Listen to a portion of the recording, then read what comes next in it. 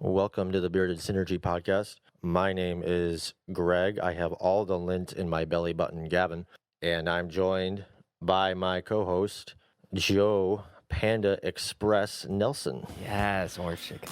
I wanna talk about some BS on the podcast. Can we get a mic check? So give it up for your co-host Joe and Greg as they lay it down like a penis on your leg and talk about that nerd shit detergent. Don't be late because the content is food-fed food on your plate. It's synergy. Name a team in history that conquers these topics like black getting beat by Listerine. I wanna talk about some BS. Yes, what are we talking about today, Joe? Greg, how about we talk about some top 10 video games? We're both gamers, right? Is it wrong to say that? I have a gaming channel. It's not successful by any means. Well, I had a very unsuccessful music career. That's how it works. That's how we stumbled into this, I guess. But It's first rate podcast. I've been playing games pretty consistently. Huh, can I as far as I can remember. Can I put that off for 1 second? I read something. I wanted to save it for this, and I just remembered. Luckily, it was at the beginning. I don't want to say it's because of us, because it damn near probably isn't because of us, but conveniently, timing-wise, you know what's gonna be on Disney? Be on Disney Plus? You know what they're putting on? All the weird stepmom Pornhub videos. Fuck, probably. I don't. Who knows? Actually, they're not doing any rated R. So that means room for rated X. They're doing all the Fox Kids. But not Batman, but they're doing all the Marvel stuff. The Spider-Man, the X-Men, the Fantastic Four, Iron Man. Nice. They're putting that on there, man. Are they going to have Power Rangers on there? Probably not. Oh, that'd be kind of cool if they did. I don't. Does Disney own that? Do they own Gargoyles? I don't know. I think that's just a Fox Kids property. The Fox Kids properties are different than what Disney picked up with Marvel, because Disney picked up the Marvel cartoons a while ago. Yeah. That's why they've been making shitty-ass Spider-Man cartoons. And Fox lately. Kids was bought out a while ago also, like in the early 2000s, I think. But I'm just so excited to go through those catalogs. Mm-hmm. Yeah. So excited. Sounds like fun. I'll have to do that. I had to get that out of my system. Get it out of your system. God damn you, Disney. You just keep winning me over. Yeah. Fucking monopolizing monocle-wearing bastards. How can I be mad? Yeah, I mean... Can you be mad? Are you mad? Yeah, a little bit. Are you mad? I'm mad. It's Again, that business shit, ain't it? business shit, yeah. God, no, I'm a content junkie. I don't like all the hats in one place, but again, they are doing a good job, but... If they start doing a bad job, I'll turn on them like a motherfucker. Yeah. As long as they're producing good quality stuff. See, the whole thing is, I'm just used to my characters being together. I'm just used to them being together. I'm a comic book fan. I read the shit. Yeah. So I'm not used to this whole dividing scenario. In the case for Marvel, I think they should be together, but like, I don't think they also need to have Star Wars and that one's weird to now and everything else. I would you can do without it. Yeah. They don't need it. That was gluttony. Because if you think about it, Disney is basically the Illuminati now. I mean, it's kind of hard to deny it. They put out all the mass media now that people consume, and it distracts everybody. And they just had the right properties to trick us into thinking it's okay. So if you want to be cynical about it, you could say they're the literal Illuminati now. They probably are. They got all the money in the world. And I mean, Walt's still frozen, isn't he? Yeah. Then there's that theory that Disney made that movie Frozen and called it that specifically. So when you look up Frozen Walt Disney, you don't see the Walt Disney himself being cryogenically frozen. You see Frozen the movie.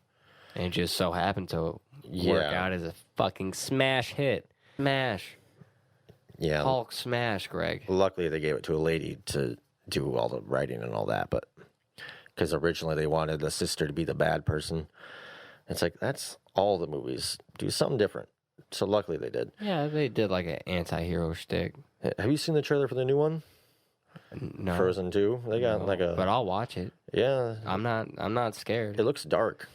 They got pulls out a sword and strikes it at the screen. I mean, I know it's going to be all light and kid hard, but they make it seem like it's all ominous and dark and like it's like the Empire Strikes Back, but Frozen. Well, I mean, the moose strikes back. All the kids who were fans of the first movie are a little older, so they're gonna they want something relatable to where they are now. It's kind of like Harry Potter, where at first it's very, very kid friendly, but around the Prisoner of Azkaban, it starts getting darker and darker and darker and darker. And by the end of it, you're dealing with fucking drinking poison and shit. To be truthful, they lost me at Chamber of Secrets. They could have kept that one a secret. Yeah, I'm not reading, but I'm experiencing, as we call it, the books again, because they're good, and the dude that does it is really fucking good at narrating. The guy who does Game of Thrones narration is really fucking good. When you listen to it, it's like, this guy fucking cares. Typically, they have good ones. I hope I can be good when I record my audiobook. Oh, yeah, you're doing a book. Yeah. Plug the book. Plug the book. In your butt. I'll plug it when it's finished. Until then, it's just property that could be stolen, and then that would entice me to be violent. I'm not saying we're hot shit, but we're pretty dope. We got beards. Yeah, we got beards. That makes us interesting and relevant. Yeah, I got so many beard compliments last week. Made me very happy. Yeah, whenever I see my family, they're all like, "Oh, you grew a beard! Wow!" I remember when it's for synergy, bro. Yeah, I remember one time it was late at night. I was in my room. I was living with my brother, and my door shut because he was having a party downstairs, and I'm not a social person at all, and he came into my room. He was high on something. PCP. Maybe acid. I don't know. LSD. I don't know. I'm not going to say. I can only hope. I only named a bunch. But he came in my room, and I had like maybe half the beard I do now. Like, it's just like a scruff. And he's laying in my bed because I'm playing Borderlands 2, coincidentally. And he's rubbing my beard, and he's like, "Oh, how would you get it so full like that?" And it's like a puberty beard at this time. Okay, I was going to say, because you do have some thick whiskers on you. Your beard's pretty thick. And he's like rubbing on it and all that. I'm like, "Dude, the fuck?" He's like petting me like a cat. And then he proceeds to get out of my room, and he climbs onto the rail on the stairs and tries to slide down it, and the railing yanks off the wall. It just destroys the wall. And I'm like, "Oh my God almighty, he's so out of it." I just want to know, you said off the wall and then into the wall. Off the wall. And I only thought about Michael Jackson and Pink Floyd. There you go. But I like to see them fight each other. Yeah, that'd be a fun game. But you know what else were fun games? Like Celebrity Deathmatch, the game. That was a weird game. That was a really weird game. Yeah. I realized it's hard for me to like wrestling games that aren't WCW or WWE games. Even Impact kind of sucked. Did you ever play Impact? I have not played those. They spent so much time on the graphics that they just didn't care about the gameplay. The actual engine was complete shit. Ukes, one of the developers or whatever for all the wrestling games as far back as you can go, like the WWE ones, they're still doing 2K. They're doing a new to compete with themselves. Talk about Monopoly. Yeah. It's kind of like that dude that did the Backstreet Boys craze in like the late 90s, early 2000s, because he did like either the Backstreet Boys or NSYNC first, and then like he did the other band, and he then like poised it to compete with themselves, but it was literally the same guy creating it. Well, yeah, that's how it works. I forget his name, but he just passed away maybe a month or two ago. He passed away rich. Yeah, probably. Adam just went to a Backstreet Boy concert. Your brother-in-law? Yeah. I was just happy those two went on a date. Well, there you go. That, and I was asking about the opening act, and my sister had no idea. I was like, that's all the fun stuff of concerts. What's lovely, I have such a lovely girlfriend. She, I don't know if you're a fan of Mumford & Sons, but she got us Mumford tickets. Nice. And we're looking at going to the Weezer, Green Day, and Fall Out Boy show. I tweeted at them saying I would sell my plasma or my semen or whatever to go to it. You better deliver. Someone This is on our Twitter profile, and someone was saying like, "Oh, it sounds so good, but who would go if Weezer goes?" I'm like, "You motherfucker, I would." I just saw Weezer last year. I fucking seen. They were fantastic. I swing the sweater song when I wake up. I mean, I fucking love the Pinkerton and the Pinkerton is pretty dope. Pinkerton and the Blue album. I love, and they had the Green album is pretty good. Yeah, Green album's good. It's hard to follow up. Yeah. The Blue and Pinkerton, and then come out because it was hit and miss. Yeah. But whenever it hit, it really fucking hit. And then, but yeah, the Blue album is completely quotable. Every song you can just walk around and sing throughout your day. I forgot how many good songs they had until I saw them live, and literally every one. And I was surrounded by fucking white people. This was like they were fucking. It was like Jesus was on stage. Yeah. There were 2 stages because there was a show going on and just the event. It was a festival, so shit was just that dope. Dude, what's his name? Cuomo Rivers, the lead singer. Yeah, Rivers. He went over to the other stage. Last name is Rivers. First name is it's fuzzy. Who hard knows? to pronounce. So yeah, now Rivers goes on to the other stage with an acoustic guitar, Mm-hmm. and then just kills like by himself, and then comes back and they did that Africa by Toto shit. Oh yeah. And I swear every fucking honky in this audience was so engulfed in the moment. I looked around. I'm like, this is kind of culty. I don't like that version. I like there's a YouTuber named Leo Maracholi. He does death metal covers of almost everything. He does Hakuna Matata, for example. Nice. He does a version of Africa, and it's fantastic. I love that shit. It's on Spotify.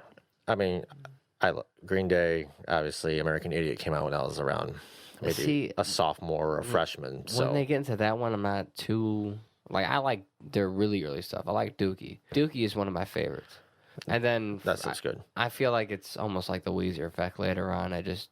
there's good songs. You can find the good songs. It's not as consistent. When they put out those... For me. When Green Day put out those 4 albums in like a year, the Uno, Dos, Tres... I think they did Quattro for their extra band member, too. I was like, oh my God, this is... Do you know Billy Joel? Not Billy Joel. Billy Joel. Billy Joel Armstrong. Billy Joel Armstrong has a another band where he just plays guitar. Well, it's with his family. He has a Christmas song, and his wife sings it, and he's on guitar, and his kid is on drums or something. What good the for him. fuck? That's fair, man. Whatever ticks your boxes. And at least he's not pissing on people that we know of, or jerking off on his stomach. I would like to go to that on the phone. And Fall Out Boy. You should go to it. Fall Out Boy. I'm trying to listen to some albums. The first ones are, you could tell the audio's a bit off, but it's still good. We got Dead on Arrival is pretty good and all that. Their first album, I keep thinking of their first albums when they got big. Their second one with Dance Dance and Sugar We're Going Down. I love that. This Ain't a Scene. It's an arms race. That one's good. And then they start getting a little poppy. They got really poppy recently. Yeah, I mean, they're still really popular, but it's just not my kind of sound. My girlfriend asked because she wasn't sure I'd want to go, and I told her, I'm like, well, number one, absolutely for Weezer and Green Day. I can't say no to that. Yeah. But for Fall Out Boy is like, for me, people might not like this, but it's like going to a Lil Wayne show, right? No. I won't probably get down with the entire catalog going on. Yeah. But I will not deny that that's going to be a fantastic show. There's no way it can be bad. The energy, the positivity, like that kind of energy they put in their records, that's only going to translate live just beautifully. And I'm excited to see that kind of feeling. Rock bands are like that. They know how to fucking move, man. Yeah, I was super excited. The only other one I was this excited for, I mean, I know I'm not going to go. I've only been to one concert, and it was on a date. And what? You need to go. You need to go on more concerts. I would love to. I love music, but I went to see 303. Oh, yes. Which I don't really care for, but I was on a date with this lady, and she loved You call her a lady? She was a lady. Was she? Yeah, she was a lady. Jeanne, whatever the hell her name is. I don't know. She's up by Green Bay. And whatever that fucking broad's name was. She was a goddamn lady.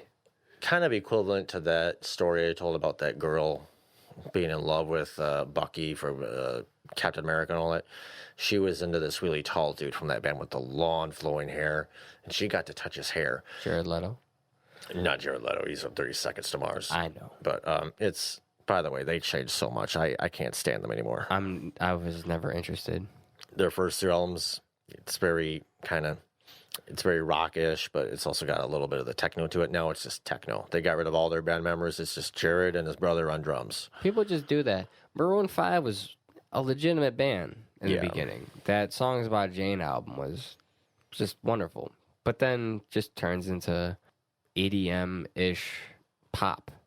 Around when Suicide Squad came out, I tried the 30 Seconds to Mars album around then, and it was just a completely different animal, and not for the better. I mean, I'm sure some people like it, but I got into 30 Seconds to Mars for like their first album, like, God, I can't think of any of the, like Oblivion and shit.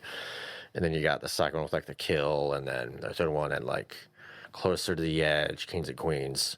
It's all like good jamming songs, but it's not my cup of tea. But I saw 303, and I never liked them even when they were big, but they weren't bad live. I didn't know they were big. Apparently, but I saw the other band. There was one called Wallpaper where they had 2 drummers. Dope. And their drum kits lit up when they hit them, and they just had one chick just dancing, and then this dude with a mohawk and sunglasses, and it's in the rave, and they were actually really good. I still listen to them to this day. They're pretty legit. They're like a rock. It's kind of like a more upbeat version of 21 Pilots. And that's exactly why I asked my sister who the opener was for Backstreet Boys. Sometimes you find that obscure band that's like, damn, that's never would have guessed they would have been on this lineup. Yeah. But they're fucking dope. Those are wins. Let's get back on topic with the games, I guess. We should all these games we're going to talk about are winners. Yeah, these are our top 10 video games, and they won our hearts. It's top 20, but these are our own lists. We haven't crossed them with each other or anything, so I have a top 10. Yeah, it's going to be interesting and he has a top 10. Because I have no idea like what you're... Yeah. Do you want to do honorable mentions also, or do you have any of those? I just have the one franchise or genre. Oh, yeah, that's right. Yeah, but that's fine, because I can talk about these all day. Okay, I'll try not to because we burnt enough time, but... Well, we can start with your series or whatever, then I can do maybe 2 honorable mentions, and then we'll move on to the top 10. I like it. Well, my honorable mention is going to be the Activision turning into harmonics type franchises like Guitar Hero and Rock Band. Oh, yeah, yeah. Those fucking consumed my life for a period of time. And this is before I played music, which, interesting enough, I remember playing Paranoid on Expert on Rock Band and completing it for the first time, and I looked to my buddy. The Black Sabbath? Yeah. I told him, well, I didn't know there was any other Paranoid. I'm sure there's a few, but yeah. Any other Paranoid that matters. I turned to him, I was like, man, I could probably play it on guitar. And he laughed. Yeah. Like my second month playing guitar, I learned how to play Paranoid by Black Sabbath, and I was like, fuck you, man. But it's just, there's something about these games to where if you're high, it's fun as shit. But it's perfect. Like Guitar Hero 2, right? You got your Freebirds, you got your 6 by All That Remains. You're hitting a lot of songs that just Dragon Force and shit. That was Guitar Hero 3. Yeah, that was the Raining third Blood one, with Slayer. I think One by Metallica was on there. That was a good jam with it. Yeah, I like that one. There was They had My Curse on Guitar Hero 3 by Killswitch Engage, which I just love playing. They had I liked Monster by Matchbox, not Matchbox 20, but Matchbook Romance, I think it is. Oh yeah. That's a good song. That AFI song, Girls Not Gray or Miss Murder. Miss Murder, that one was fun. I think Girls Not Gray was on Rock Band too. I had a bunch of fun with Rock Band too. Yeah, they had Rock Band 1 had Green Grass and High Tides, a lot of older songs that I really This is the game where I started really loving classic rock. You play it, and as you're playing it, you grow to appreciate it. I think the first Rock Band is Foreplay for a Long Time by Boston on it. Yeah, that was always a long fun. time. Yeah, I used to play the drums on these games, and I because I was a drinker, I'd play them so hard I would always break the drum sets. So we moved up to Wisconsin, and I couldn't afford another drum set, and I broke mine. So I figured out, I took the drum set controller apart. I realized it was just pads that triggered an electromagnetic, pulse, and that went as to a button. So what I did was I took the wires, right? That the button that would make the impact, and I taped it onto book covers, and then replaced the pads with book covers, and then made a new pedal out of wood. Yeah. Made the 2 pieces of wood and grabbed a door hinge, drilled a hole, put the spring in there. Yeah. I hooked up all the wiring. It just made an indestructible fucking drum set. I played with that for a while. Yeah. I had so much fun with those games. You're like an engineer. A little bit. Yeah. I make shit work if I need to. If I don't need to make something work, I don't give a fuck about it. Yeah. But if I'm fucking determined, and I like my stuff, I don't like my stuff broken. I mean, I got kids, so I don't have a choice. Everything breaks. It's like, no. Well, then you fix it when you can. That's why I get everything digital now. Yeah, I remember playing. I think it was we'd go to my uncle's and play Rock Band together. Say It Ain't So by Weezer and all that shit. Goodness. Yeah, the hammer-ons, and that was fun too. Yeah, making our own fucking characters. I personally like Rock Band a little more just because I could create my own dude. Create your dude, create your band, go on tour. Yeah, that game was just so fucking fun. I bought, or I didn't even buy. I found a way I taped the microphone to the end of my hockey stick and propped the hockey. Okay, Happy Gilmore. I propped the hockey stick up so it worked like a mic stand. Yeah. So I would play the guitar and do the vocals at the same time. Jesus. I love the fucking. I'd play Rock Band with all my cousins. Like, we'd have one on drums, bass, guitar, and vocals.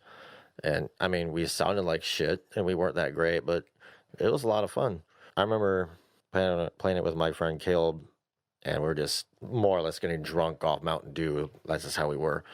We're all jacked up Mountain Dew. Jacked up Mountain Dew, KFC, and chicken taters. He would play Coheed and Cambria, Welcome Home. Oh, that one's so fun. On like hard or whatever, and he was fucking bound and determined to get every note correct because he's one of those guys that can play guitar in reality. And he was he didn't want to get destroyed by a game. He wasn't going to have his game conquer him. He was going to well, then he should definitely done expert. So it's incredibly different. You're working with 5 buttons instead of 6 strings. Yeah, so there was a bit of a learning curve there, but once he got it, he's like, I gotta get this. I could play this on regular guitar. I could play it on this stupid fucking plastic thing. That's and it was weird. just Like I could play Everlong on real guitar. It was one of the first songs I learned. And then when I went to go play it on Rock Band, I'm like, you piece of shit, why are the hammer-ons here? What the fuck? What was that one that would teach you guitar while you played Rocksmith. I actually have that on my PS4. It's pretty good. I like it. Yeah, I remember seeing someone play it. I think they're learning Nirvana on it, and then they gave up and never played it again.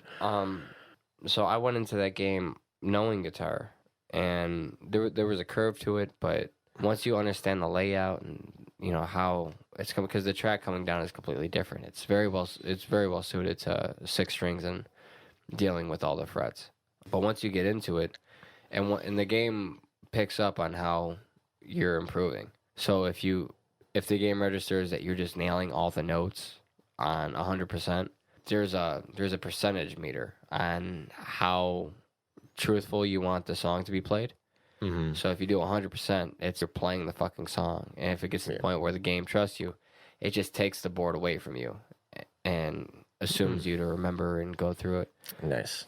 So yeah, I like the game. It feels more work to where the heroes in the rock bands, and then they had Rock Band, the Beatles. They had the Beatles Rock Band, Greg. Yeah, that was fun. I played the fuck out of that. Especially drums. I don't know why. It's just fun playing those on drums. You could if you got they're very simple but satisfying. If you got a headphone jack splitter, you can put in pedals. It's good stuff. That's for the metal songs. All right, so what is your honorable mentions? I'm trying to decide. I would say. How many did you pick? You said you picked 20 of them? No, I picked 10, but I'm only going to pick a couple. I would probably say top 10 and then the not so top 10. I'd say Overwatch as one of them. That's because it's one of the most pornographic video games ever. People get into it, but I'm not one of those people. It's very accessible yet challenging. So what is this game? I don't even know what this game is. Someone's like, you said you're a gamer and you don't know what Overwatch is? It's been a while since I played it because I lost the internet and it's only online, so I sold it. And since I got the internet back, I haven't bought it, so I don't remember everything specifically. But it's basically you have like a squad. I think it's 4-on-4 or 5-on-5, and each character is drastically different playability wise. Like they have different. Yeah, like different mains, moves, you know, and they all have different play styles. Like you can be a hamster in a mech that turns into a ball. You attach like a fucking. I'm just gonna say a rope because I can't think of the word, like to for a wall. realsies, like you can actually be a And you hamster in fucking this game? swing like on like an axis, like a fucking wrecking ball, just hit everyone in the way. Or you could be like a regular Call of Duty kind of player with like an AR-15, so to speak. Or you could be like I like Winston. He's a gorilla that could jump really high, and he deploys shields, and he has like a little fucking electric gun. Or Is it like a team deathmatch type scenario? Like you're trying to trying to there are eliminate different game rival modes. players? You're usually trying to do like an objective, like Okay. escort this vehicle to here, and there's a lot of teamwork to it. Like if you're new to it, you can pick up a dude and maybe try a few times. Like, okay, I like how Junkrat feels. You know, you just aim toward the sky, shoot off a bunch of grenade launchers, jump around really high.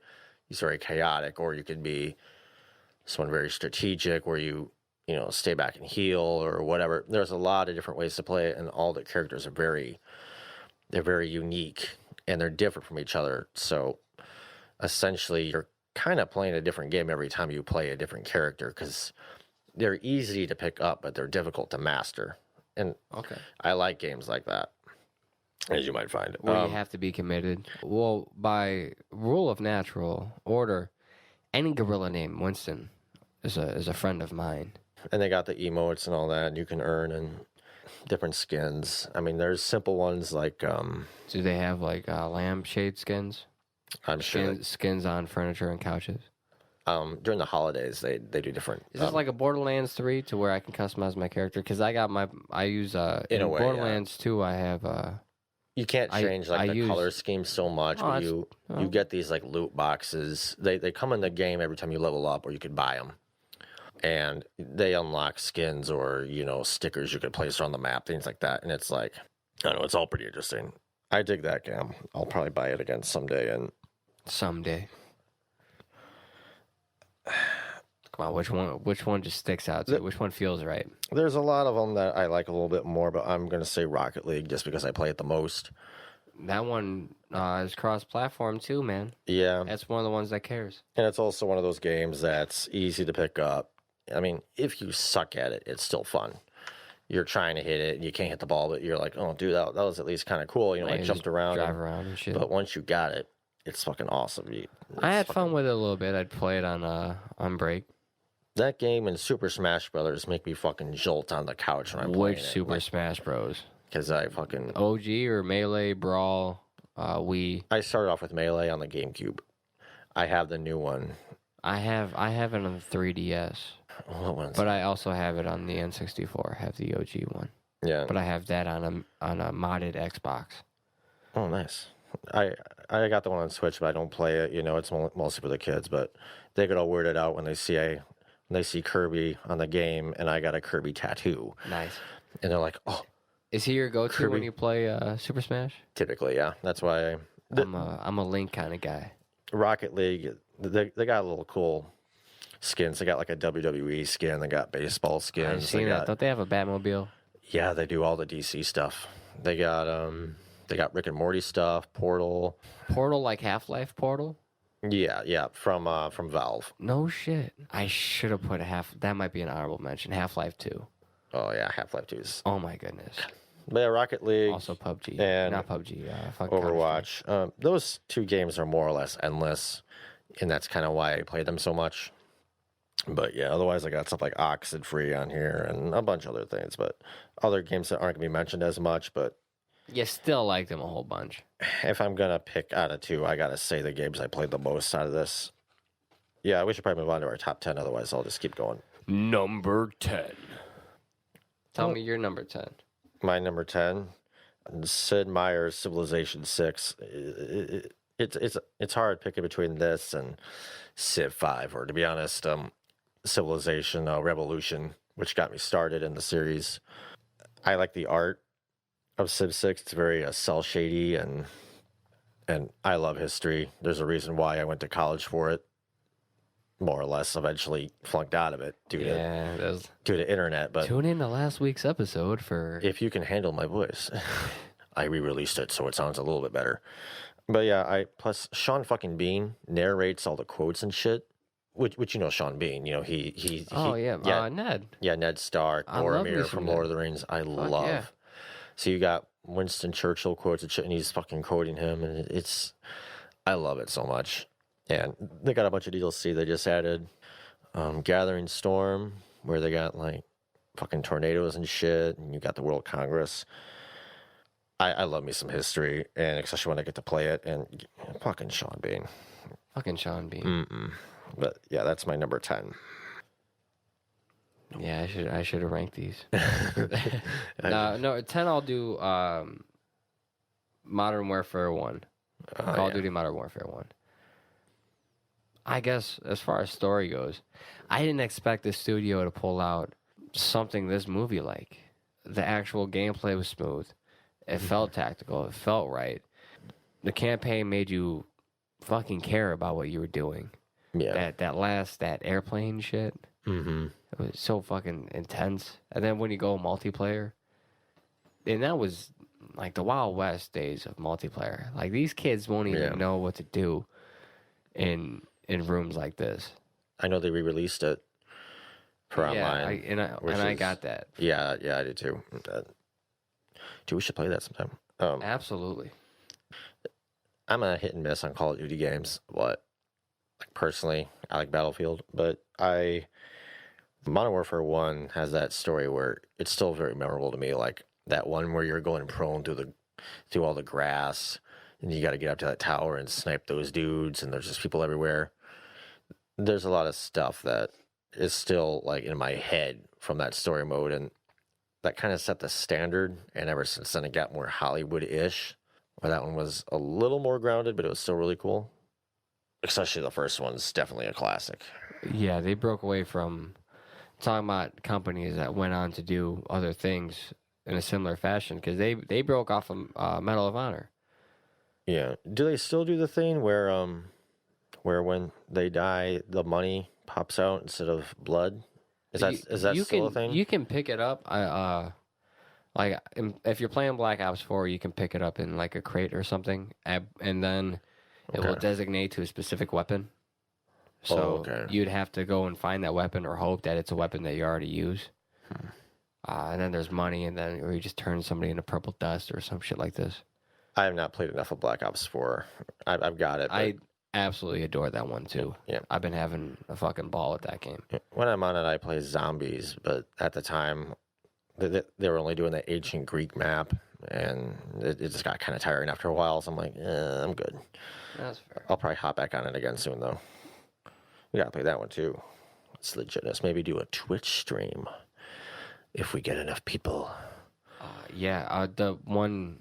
So I've been using Hotspot because I don't have Wi-Fi at the house or the apartment. But it fucking works, man. I haven't lagged at all. I was playing Ghost Recon Wildlands. Oh, yeah. With my cousin and my brother-in-law, and it was working well. Nice. Alrighty. Number 9, Greg. Number 9, I got Mario Kart Double Dash. Specifically Double Dash. Ooh. That one's fun as fuck. Yeah. If you're not familiar with that one, it's the one on the GameCube where you have, the driver, and then you got one in the back. It really doesn't change much, but you get these special items you pick up, like kind of like finishing moves where, say you're Baby Mario or Baby Luigi, you get that wrecking ball. In which you come in on. It's not the Thomp Thomp. I think it's Chomp Chomp. Yeah, it's Chomp Chomp. Where he drags you around, or, you're Donkey Kong, it's like a giant banana. That was so fucking fun with those two. And part of it is I just love the GameCube controller. Well, for the Wii ones, you can use the game. Yeah, same with the Switch. You can use it for some of them. I'm happy they recognize that. They were like, we understand that we've tried so many different things and people like certain things that they just... Apparently, people shit on the N64 controller. I don't understand it. I love the N64 controller. I'm not a fan of it. You're not a fan. I'm not a fan of it. That's okay. I'll disagree with you because it's wonderful. I absolutely love that controller. When I was a kid and I had N64, it didn't bother me. Not in the slightest. When I was older and I went back to it, I couldn't figure out where the fuck what to do. So what is it? What don't you? Is it not comfortable or what's the idea? Not really. I mean, there's the weird yellow buttons on the side that don't really do a whole lot in much C of the buttons? games. Yeah, and then you got the thing in the middle, and you got Z in the back. Those buttons are very vital. Yeah, it's a pain in the ass. I mean, like Mario 64 is really cool, and I remember playing like Clay Fighters 63 and a third, or 64 and a third. I fucking love that game. Anything with Earthworm Jim makes me happy. Yeah. Back in the day, I loved it. Controller didn't bother me, which is weird because I had smaller hands, and now I have bigger hands. And I think that's how that goes. it's like, where the fuck do I put my fucking fingers? But I pick up the GameCube. It's probably my favorite controller. Maybe Xbox One has a better controller. I don't know. Something about that. I'm really digging the PS4 controllers. PS4 one. I remember the first time I held it. My friend Nick bought it the day it came out, and I held it in my hands, and it was like literally like the fucking like a cheesy movie where the light comes in on your face and the wind blows your hair back. It's like, oh, it felt like fucking. There's power here. Yeah, It's like, almost like you pick up Mjolnir. yes, it felt like holding a warm Pop-Tart. It's like, or like a warm blanket. I guess that's a better one. I was gonna say you didn't eat the controller, did you? No, I wanted to. The thing about the PlayStation controllers for me is the design is so remnant of everything that they've always done. But they always do. The PS3 controller, I can do without. Yeah, it was a little more. I feel like we needed it to get to the PS4 controller. Yeah, but I could still do without it. But there's comfortability in the PS2 controller. Yeah, And then they expand on it with the PS4. Plus, they have the speaker that comes out. So if I have the volume down on my TV, I can still hear who I'm shooting through the controller. And there's no fucking batteries. Oh yeah. It's just fucking rechargeable. I love it. I just every time I'm done using it, I just pop it back on this charger port I have. And once it's done charging, it pops out so it doesn't overdo it. Yeah, it's nice because the Nintendo Switch wired controllers use the same charging port as PS4 controllers. Nice. So you could switch it back and forth. That's what I do. Well, it used to be an old cell phone. Samsung's used to do that. Yeah. That port. Yeah, it's the same one. It's double dash. That's a good pick. Yeah, Mario Kart. I've been playing it since 64. Later on, I did the 1964. God damn. Well, was the person on the SNES or the NES? The Super Nintendo. Okay, a few years later, I picked that one up, and then I got the one on Mario Kart 7, and then I got 8, and now I have the one on Switch now, and it's fucking awesome. They do a good job. They're Double Dash still sticks out in my mind though. Was like that one was just awesome. Are you gonna get the phone one? Maybe. I'm trying not to be on my phone as much. Like I had Hearthstone on there for a long time, which is like a Magic the Gathering from Blizzard. And You goddamn nerd. I don't get to play Magic anymore because all my friends move far away, and so just go to Labyrinth and Baraboo. And in town. But then you have to be social. Yeah. Fuck that. Which I don't mind, but a lot of the strangers you play with are very into it. It's kind of like when you're dealing with an antisocial person on the internet, they turn into like this big buff dude, like, oh, you're in fucking danger now. This is my realm.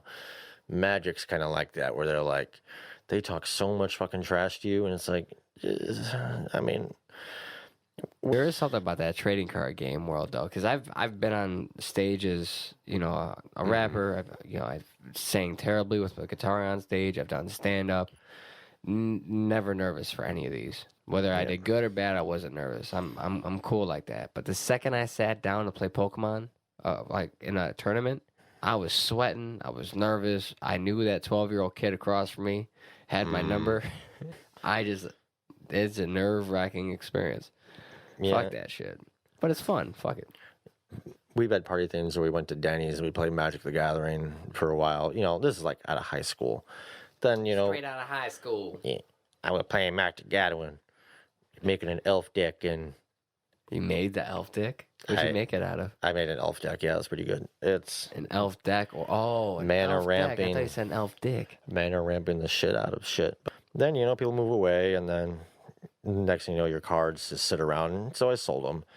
And Hearthstone is kind of an online only thing. You can just download it it's basically based off of World of Warcraft, but I keep all my good Pokemon cards. it's pretty similar. Uh, Yeah, I was doing that, but that was taking what? Why the hell did I bring up? Oh yeah, because I was on Hearthstone a lot on my mobile, and I'd be Oh yeah, I asked you the about first week I Super got Mario. my phone. You know, every week they do a weekly report. It's like this week you've been on your phone for like 2 hours. They let you know how much of a bum you're being. Yeah, That's crazy. which I'm like 2 hours. That's so much. And then I got Hearthstone. It's like you were on your phone for 10 hours this week. I'm like, oh my fucking god. so I deleted that. I remember seeing Facebook numbers, how long you've been on Facebook, and I was so happy my number was low because fuck Facebook. Yeah, I'm never on Facebook. People get mad. Like, why aren't you on Facebook? Like, it's all just drama. Yeah, I don't care for it. Number 9 for me, speaking of drama, is Drama The Island. Godfather, and I played this on PlayStation 2. I currently have it. There's a on- Godfather game? There is. Let me explain this game to you. Okay, this is news to me. I haven't heard of this. This had to be in my top 10. I currently have it on the Xbox, but I grew up playing it on the PS2. Imagine Grand Theft Auto, right? Just the engine of it, going around, killing people, driving people, all that fun stuff. But you're in the world set in The Godfather.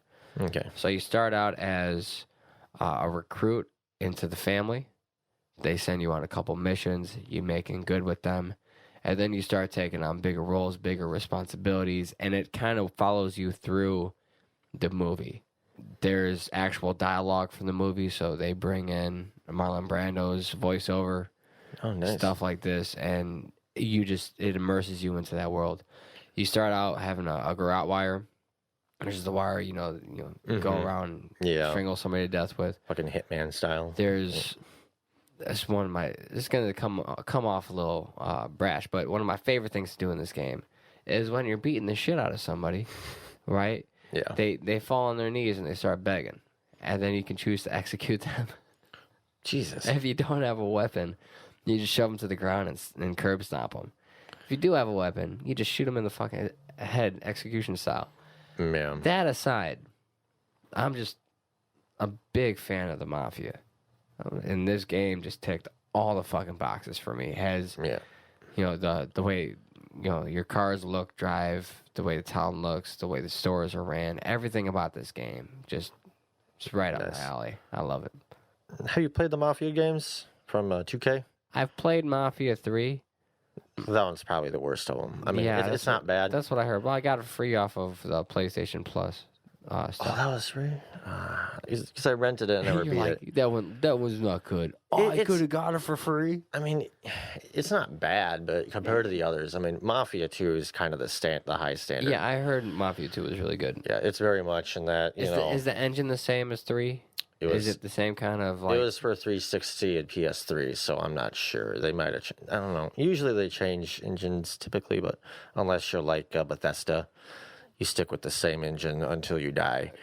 The Godfather felt like Vice City Okay. almost, with how you were able to walk around and maneuver, and I feel like the shooting, the combat, all that general stuff was done better for me in this game. It was designed to be mob-esque, you know what I'm saying? Yeah. And I love it.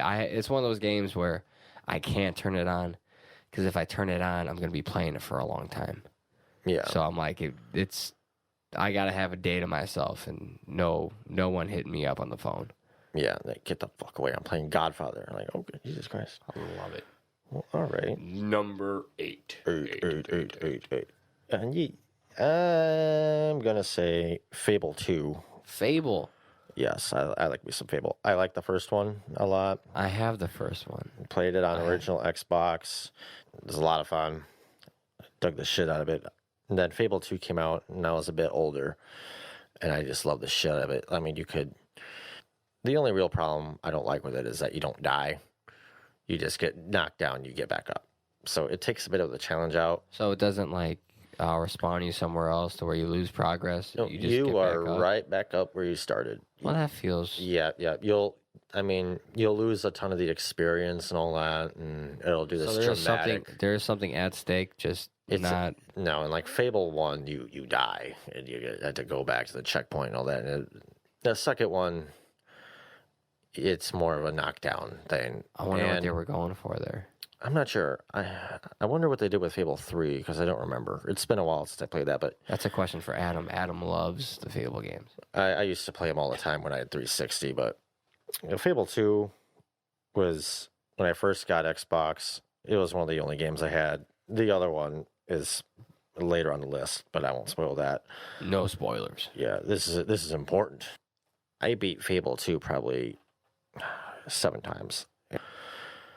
There's not a whole lot of options with the story. It plays out usually the same. It's either you're bad or you're good. You're like, if you're bad, you get all pale and get devil horns and shit. If you're good, you're all glowy and you got like a halo glowing over your head. This is one of the games where every decision counts. Kinda, right? Yeah, it's more of like You're a moral thing. Like depending on what you do in the open world, it affects your physical character. It doesn't really affect the story too much, and it affects how people react around you. Like I love, typically when I'm in a game and I have the option of being evil, I won't do it. Really? I feel guilty. In Fable, I am evil as shit. I will take people to that fucking temple of doom shit or whatever, and I will put them on that wheel of fortune, Price is Right wheel, and I'll watch them all die. And I'll do the laugh, and I'll kill them all. You get off on the reaction? Is it because the reaction is so strong?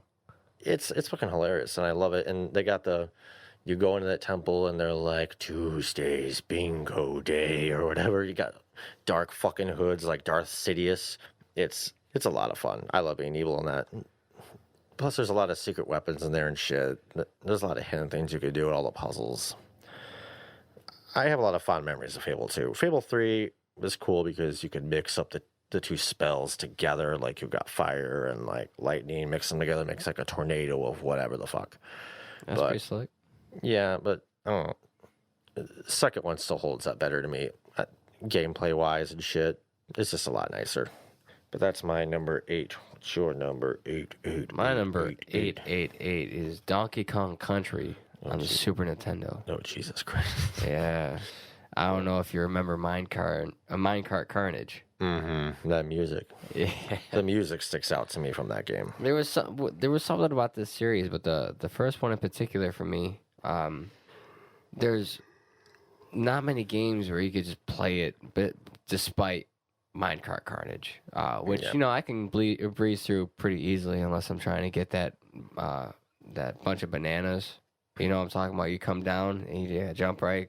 Mm-hmm. That was one of those jumps that's designed to like kill you, but it's it's just it's just a feel good game for me. The ostrich. You go around. You gotta try to get all the bananas with the ostrich and the rhino, the swordfish and shit like this. Going through all the different levels, just having their certain feel, and then executing that feel. Like when you get to that winter stage, and you're sliding around like crazy, and it kind of changes how you gotta work with it.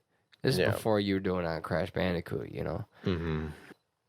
The smoothness of this game, it took me as a kid. I grew up playing this game with my grandma.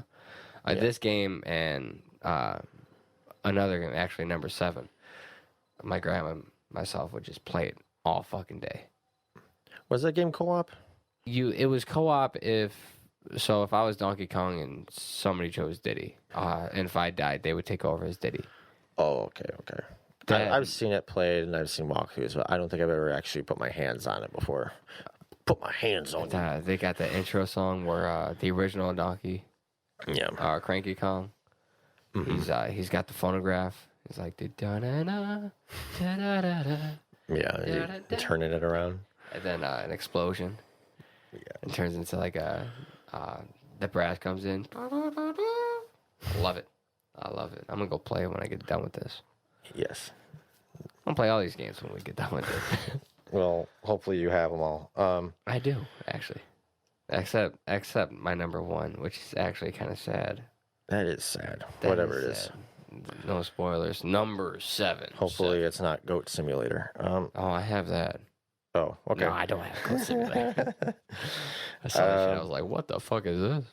Number 7 was actually, for me, I wasn't even considering putting it on my list, but then I thought about it. I'm like, The movie 7. get Jim Carrey, you son of a bitch. I knew I wanted something off this series, but I didn't know what. But then I realized this is probably the most playable one. Again, playability. GTA 5. Ooh. I played almost all of them since GTA 3. You've never played the original ones? With the No. bird eye view? No, I didn't. I played Chinatown on DS, but I never played the first 2. It's probably for the best. Yeah, that's what I heard. Tell me about 5. 5 is... Have you played 5? No, which is why I asked you to tell me about 5. Okay. No, I have 5 is a lot of the fun. big 3. Well, they're the big 3 for me. I have Yeah. 3, Vice, San Andreas. I actually have San Andreas on Xbox, PlayStation 4, and my cell phone. Yeah, San Andreas is cool. Actually, number 3 is my favorite because of the Mafia thing. You and the Mafia. I love the Mafia. Greg, I got some stories that I can't tell on this podcast, but man. But Is this podcast just in like a trying to build up your resume to try to get into the Mafia? Like, hey, I know I'm new around here, but listen to this. I talk about you guys all the time. I want to be. I had a job offer when I was a kid. They said if you turn 18, when you turn 18, just come to us.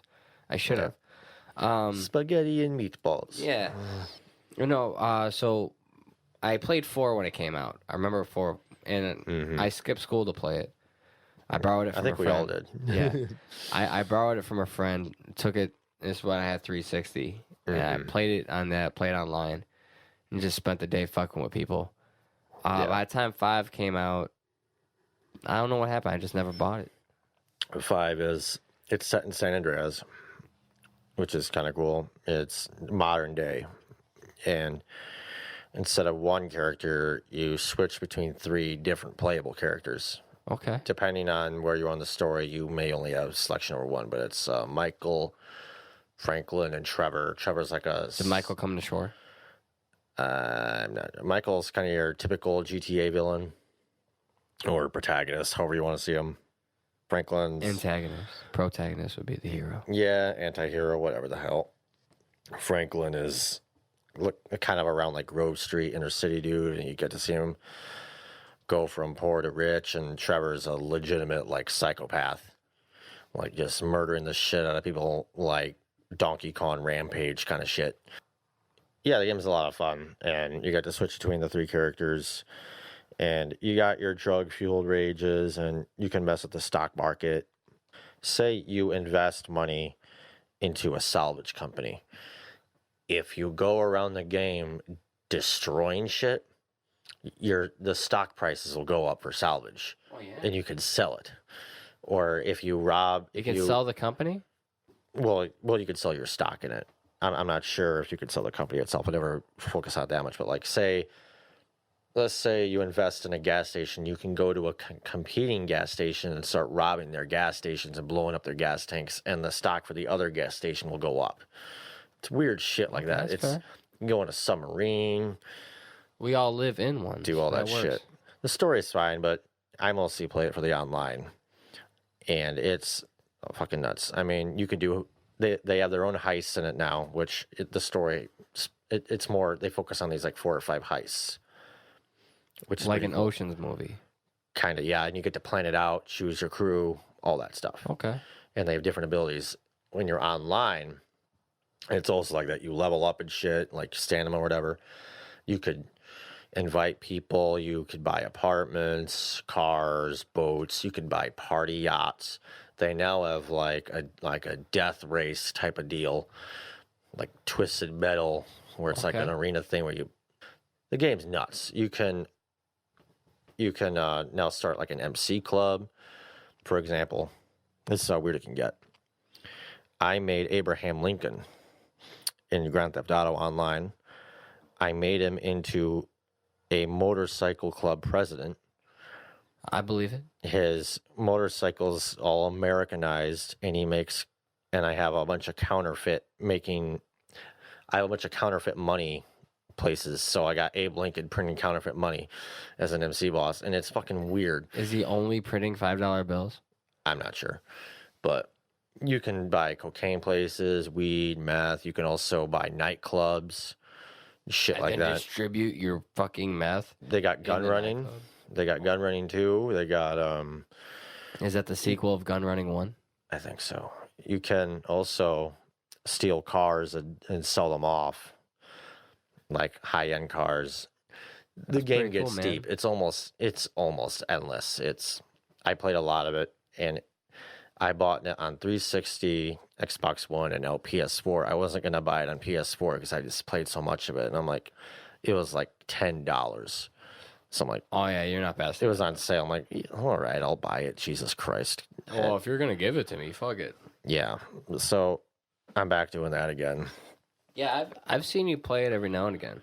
It's a lot of fun. I've already kind of beaten the tar out of it, so I'm more or less starting over. So I'm not as anxious to play it again, but it's still a lot of fun.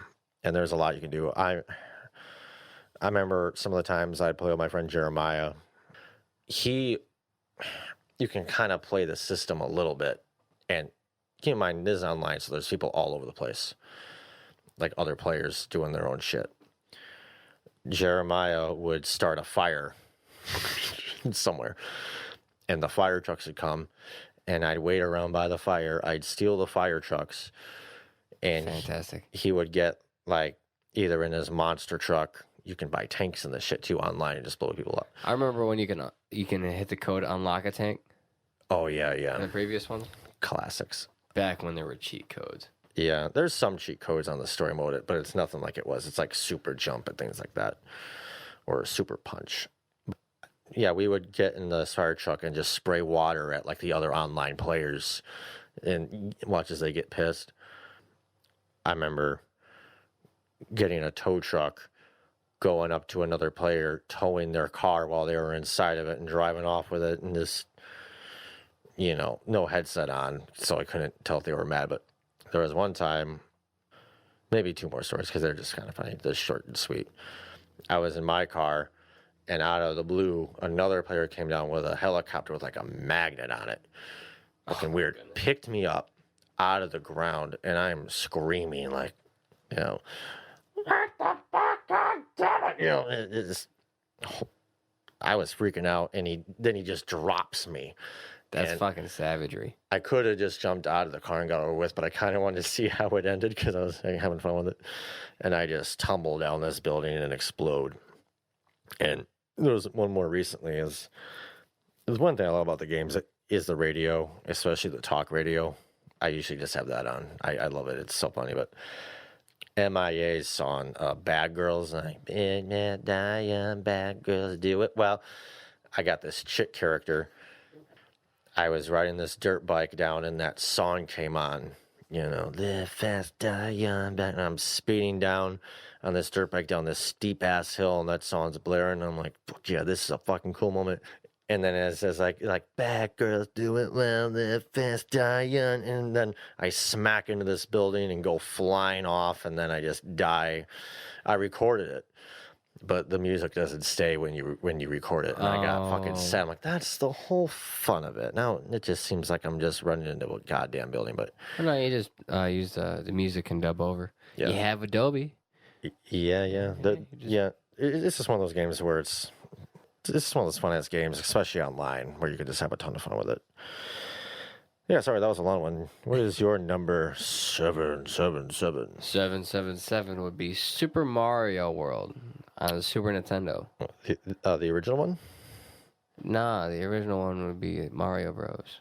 Oh, on the NES. I got you.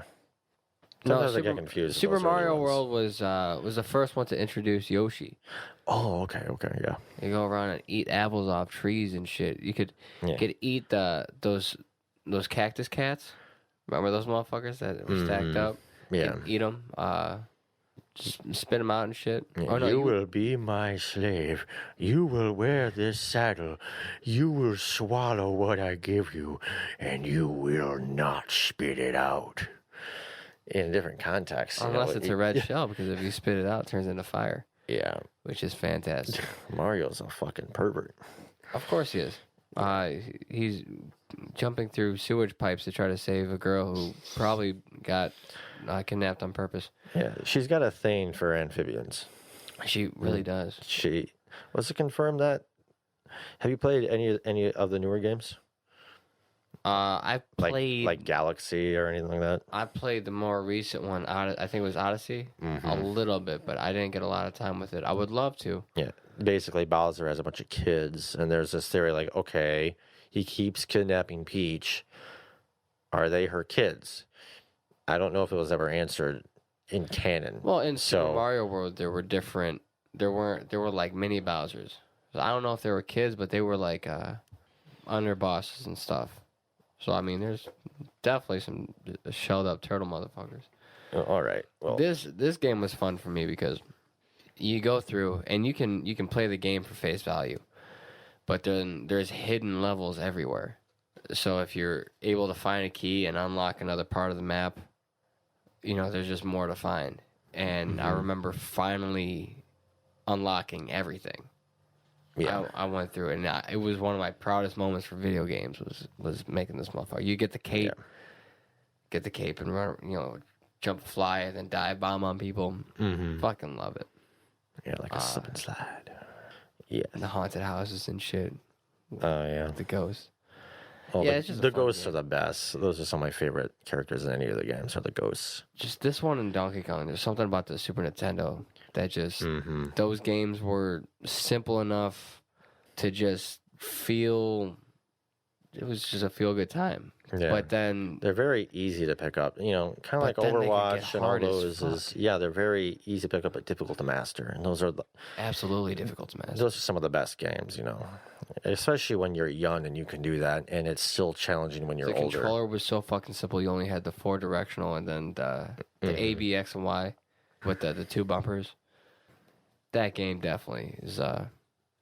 Hey, Greg, how about number 666? 6 on this list of 666. I got God of War, not the original, but the newer one with Norse mythology. Oh yeah, I'm very intrigued by that one. I've been putting off buying it, but I really want it. It's worth buying. Have you played any other God of War games? Absolutely. I'm not gonna lie, it's different. I watched gameplay. I know it's different. I know. Yeah, the action is more. It's a lot more calm and deliberate instead of the chaos and having sex with fucking everyone and breaking the vases. It's not really a hack and slash anymore. I remember buying the first couple, pulling in money with my friend Brendan, and we'd buy it, and his dad would give us a note saying we could buy it so we could take it to the store and fight in the Hydra and shit. But I never really cared about Kratos that much. In this game, I care about him because he has his kid, and I humanize him. Yeah, I mean, I don't want to spoil it, but essentially, because it's Kratos' kid, you understand him to be like a demigod, half god or whatever, and Kratos is trying to keep this from him. He doesn't want him to know because he doesn't want him to grow up. That's fair. With he's that, got to grow up and he's got to deal with all that bullshit. So you're Kratos, and you're literally parenting this kid, and you're more or less going on this journey, and you're running into all the fucking Norse gods, and is it Baldur, who I love because one of my favorite shows is Justified. It's not a very popular show, but there's an actor in it, and he plays the dude of Baldur. He's got something about him and the way he does it. The first boss fight is so fucking fun and intense. It's just a fucking rock'em sock'em robot smash, because Baldur is more or less impervious to pain. So Kratos will smash the living shit out of him. He'll just get back up. He's like, what the fuck? Like Francis from Deadpool. Yeah, like he wants to feel the pain, and Kratos is like snapping his neck and shit. Then that's actually like Joker. It's nuts. It's a lot of fun though, and as you go on this journey with your son, you're learning about Norse mythology. So that takes the history box for you. Yeah, you got Thor's stuff. You run all the statues, and you got the world serpent. And they talk about Ragnarok, along with history. I used to be really into ancient mythology. Obviously, everyone's into Greek mythology. That's just what everyone Western civilization you're tied in with that. But I was also into Norse mythology. There's so much cool stuff, and you got like the. Do you aspire to go to Valhalla? There's a festival in, I think it's Scotland, where yearly it's one of the big ports where they initially invaded Scotland, but Scotland is weird, so they embraced the conquerors. They're like, fuck yeah, we're fucking Vikings now. Like, oh, okay. I mean, we just killed you and all that. Like, yeah, we take pride in our oppressors. Scotland's fucking boss like that. But they got this festival where they build a Viking launch ship out of wood every year, and then they set it on fire like a bonfire. It's like a big festival, and they do it at dark. Nice. I used to have a National Geographic subscription. I should probably get another one because I love that shit. But they had a big story on that, and it was really cool. I'm like, oh my God, that looks like so much fucking fun. There's twists through it, and it ends on a bit of a cliffhanger, and there's a lot more strategy. There's a bit more strategy because the axe is just so fucking meaty. It's a lot like Thor's hammer, where you could chuck it, and it comes back. It's got a fucking thud, and it feels so fucking good. Which I can't wait to do that on the Avengers games. Yes, it's going to be, it's very much reminiscent to that. That's pretty dope. So if you want to get a taste of that, you could probably buy it for like $30 now. It's definitely worth buying. The story's really good. And there's something, I haven't seen this in any other game, is that when cutscenes happen, it'll change, camera angles and all that. Yeah. The camera angle always stays on Kratos' back. It's always the same camera angle. It's smooth transition. There's no loading screens between cutscenes or anything. It's just same spot, same angle. That's important. That kind of takes you out of it. There's that game seamless. Horizon Zero Dawn. Have you ever played this?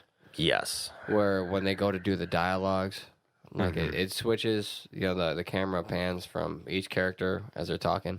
Yeah. But they sound so monotone, and there's not much going on in their face, and it kind of takes you away from it. Yeah, it's very a transition like that, that's mighty useful. Yeah, it's very cool. I definitely recommend it. But it's got dragons in it. It's got dragons in it. You can fucking deal with dragons as fucking Kratos, and that's just Toasty. Plus, it makes you care about Kratos. Because at first, he's just like, boy, come here, boy. He just keeps calling boy, and the kid's like, stop fucking calling me boy. And the kid will mock you. He's like, oh, come here, boy. That's all I call you is boy. And you're like, like you feel his anger.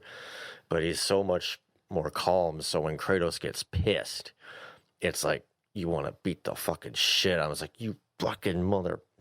It's a very good take out your anger game. Nice. Like all the others, but it's a lot more of a build up where you earn it. And it's always good. You can always beat people up in a game rather than shoot up schools. Yeah. Yeah. That's the meanest punch in the world, the Sandy Hook. I love it. Number 5. Yeah, number 5. Oh, God. Wait. We were on 6. Oh, yeah, 6.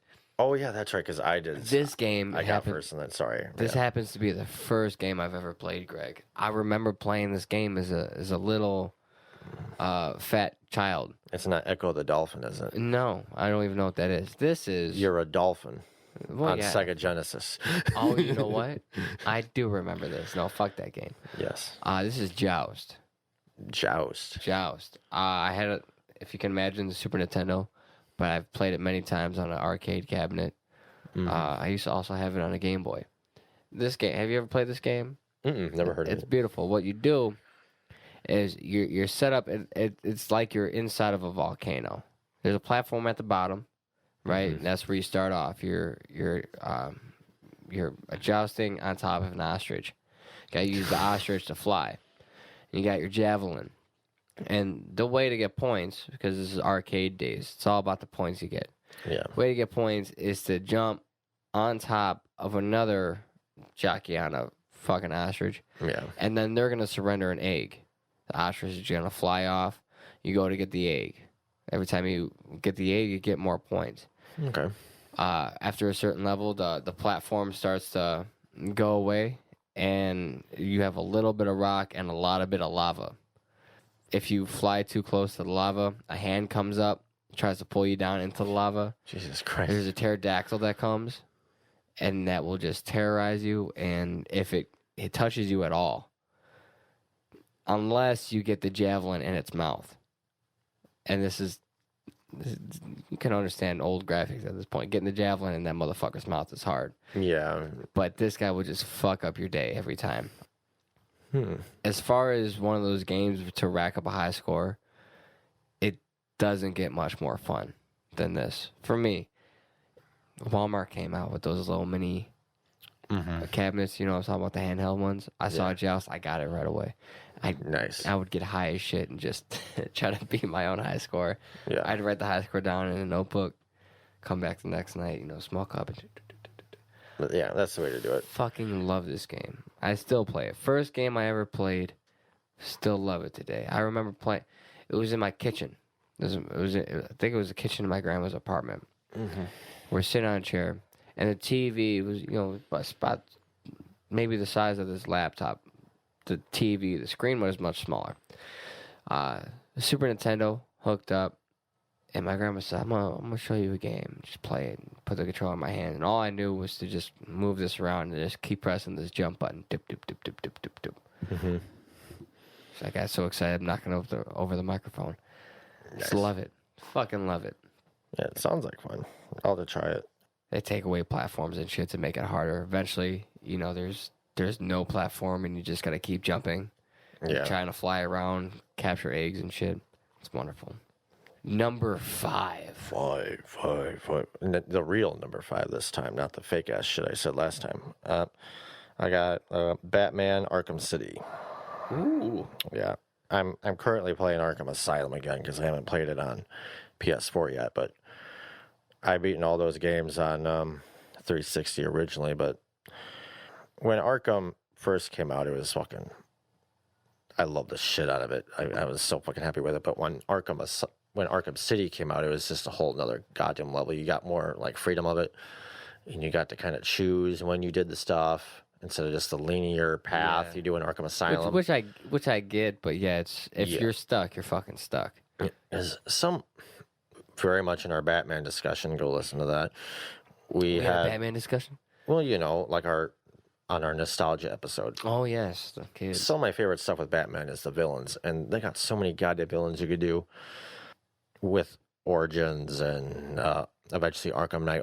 They also follow this template, but you can go fuck with Two-Face for a bit, Riddler for a bit, Mr. Freeze, and obviously you got Mark Hamill and all them. And it's just, I'm a sucker for like winter and snowfall and shit, and that all happens during this, and it's Batman. It just and it's Batman. Batman is the muse of my life. Is he your favorite? He is your favorite, isn't it? I would have to say so. He's the only one I've considered getting a tattoo about, so I would have to say. I would definitely get a tattoo of Batman. Yeah, even though he's not my favorite. I wanted to get a tattoo of the bat symbol kind of around my collarbone over my pec. Which one? Which Batman? Probably Ben Affleck. No, not the fat bat. That wasn't even a good Batman logo. So you're gonna have a shitty ass Batman with a dumbass fat Batman logo. I was thinking either like the animated series one or the Christopher Nolan one. Okay, yeah. I was originally gonna do that. I ran into this dude, and I saw him with a tattoo on the same spot I wanted to get the Batman one.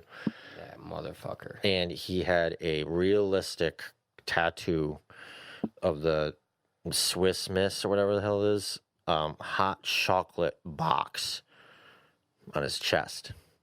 Color, everything. So you go to Walmart, you look up like Swiss Miss or whatever, you get that box of hot chocolate. He had the box, a tattoo of the box on his chest. Jesus. And I saw that, and I could not get a tattoo in that same spot, and that kind of took me out of it. You just put it somewhere else. Yeah, maybe. I don't know. It just sounded like fun. My friend Chris has a tattoo of the Green Lantern emblem, middle of his fucking chest, right over the fucking bone. I'm like, oh my God. Once I get in shape, I know I want to put a part of Spider-Man's suit on me. Well, there you go. I was thinking maybe the arm, like fill in the spaces for the tattoos I have, or maybe I'll just That'd be cool. Have it on my back or something. Yeah. That'd be some legit shit. Well, all right. What is your number 5? Number 5. I feel old. my games are a lot older. I'm than older yours. than you, dude. Yeah, you like new games. I like old games. Yeah. N64, No Mercy, WWF title. Oh, yeah. Okay. Yeah, this game, Greg. I knew there was going to be a wrestling game somewhere on here. I had Here Comes the Pain on my honorable mentions, but Oh, do you? yeah, I decided not to. Yeah, there's definitely going to be wrestling in just most of my lists. This particular game, right, because I love WrestleMania 2000. You ever play that one? I've seen it. My old babysitter. I got introduced to wrestling through my babysitter at the time, and then we found out he was a child molester, and then he wasn't allowed to babysit us anymore. But I got introduced to wrestling by a child molester, which is a little weird. But I used to watch him play it, and I remember my dad being like, "Did he ever touch you? Did he ever touch you? I'll beat the fuck out of him." And I'm like, no. He just put me in a full Nelson. Like, no, he never did. We'd watch him play Know Your Role, and that was about it. And he's like, so he didn't touch you. I'm like, no, he just plays a lot of wrestling and, all that. But, yeah, my origin story for wrestling. But sorry, continue. Well, I didn't touch kids, but also I did whoop a lot Shame of on you. I did whoop a lot of ass in this game. Yeah. There was WCW NWO Tour, World Tour. Then there was WCW NWO Revenge. Yeah. Then Vince somehow pulled these guys away from WCW, made 2000. And then No Mercy was the game after that. This game involved ladder matches, cage matches. There was weapons everywhere, had a good hardcore match. Something about the formula in this game, it was challenging and just nonstop fucking fun. Yeah. If you ever want to learn moves for professional wrestling, all you have to do is create a goddamn character. Because when you're creating a move set, you can choose every fucking move. You can mod it. People are still modding this game today. You can download a ROM of this game and have it to where the arena looks exactly what WWE is now. You can have a mod where it's like TNA, any of this. I'm sure there's AEW ones by now. Ever fucking changing. This game it's just so goddamn wonderful to me. I used to play it on my cell phone. Hashtag emulators. I have 2 copies of this game still. Jesus. Doesn't No Mercy have that boss story mode too? Yeah, this story, the story mode in this one is never going to be the same twice. It will always change depending on how you win. So if you lose a championship match, the next week you're back at the bottom. You got to work your way up, right? It's not like WWE games later on. Like you could just go around, collect world titles. It's always the same kind of formula. Yeah. These characters are always going to say this to you. You're always going to have these 3 options to say back. This game was ever changing, and it all depended on how you did. If you're doing some rude shit, it's going to go, you're going to be a heel. You're going to do some face shit, you're going to be a good guy.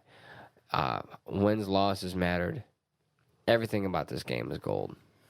Yeah, that's what I miss about wrestling games, and that's kind of why I liked Here Comes the Pain, because there were times where you weren't involved in a story, and there was times where you were. It felt more real, where now it's very much scripted and all that. And it's kind of it's stiff now, there's... Yeah, so now I'll do like the 24/7 mode or whatever the hell it's called, but it feels like too much work.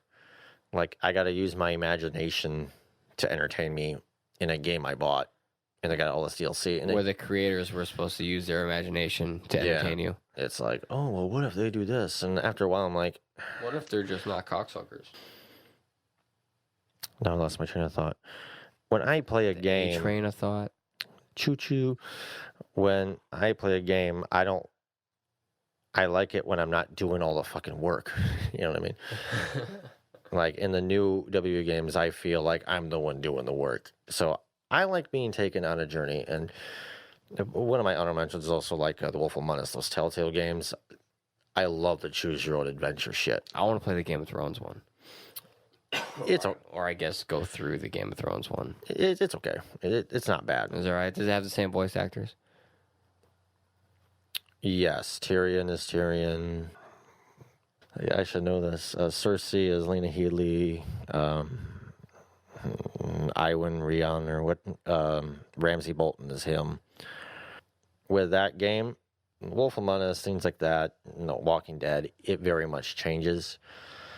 In the Game of Thrones one, it seemed like nothing I did really changed the outcome. And I played it a few different times. It was just a set story. It was still interesting, but as you go back through it, It it's wasn't like Detroit. yeah, Detroit's very much one of those games where you could die really goddamn early. Where it matters, yeah.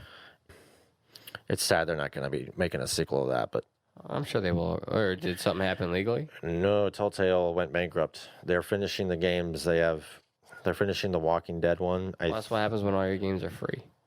Well, they're not free. They're working on Guardians of the Galaxy, Minecraft, Wolf Among Us, Walking Dead. I'm sure I'm missing something.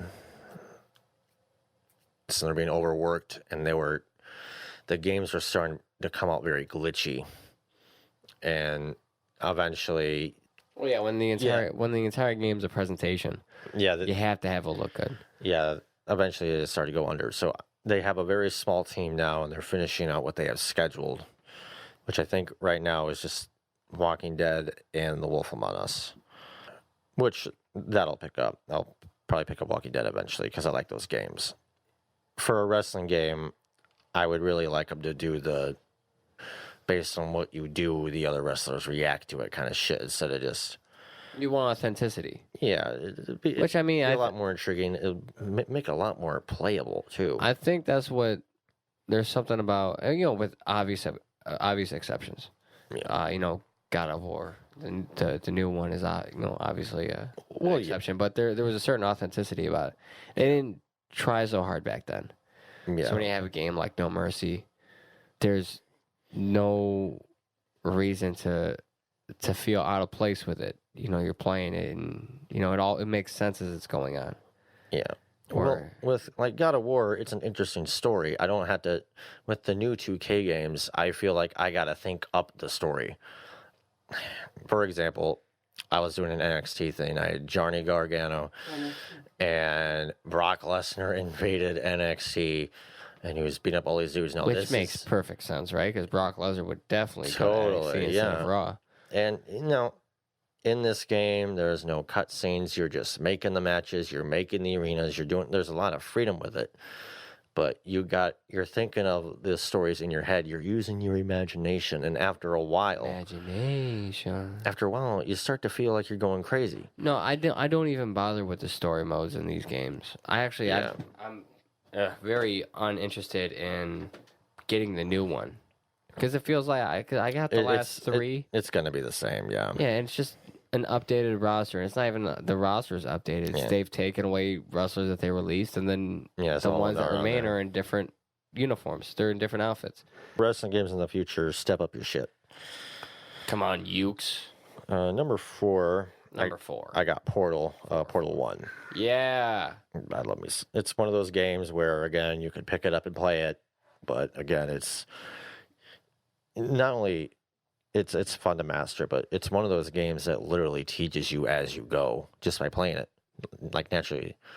Very much like the old Nintendo games, Mario, Donkey Kong, shit like that. You learn it as you play it, just naturally. It eases you into it. There's no giant tutorial where they take you away for like 20 minutes. Like, this is this button. I hate long ass tutorials. Put the right analog stick, down to look up. Look at this, look at that. Press this button. Does that work for you?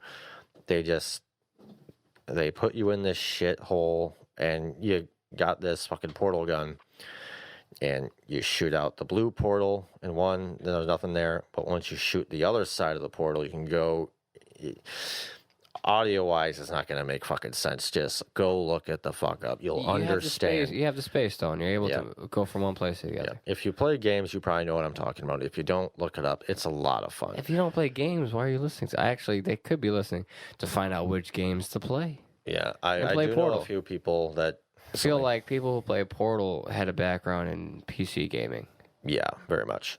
Portal 2 is fun too, but I never had much friends to play with at the time, and that was kind of the big. I like Portal because it's.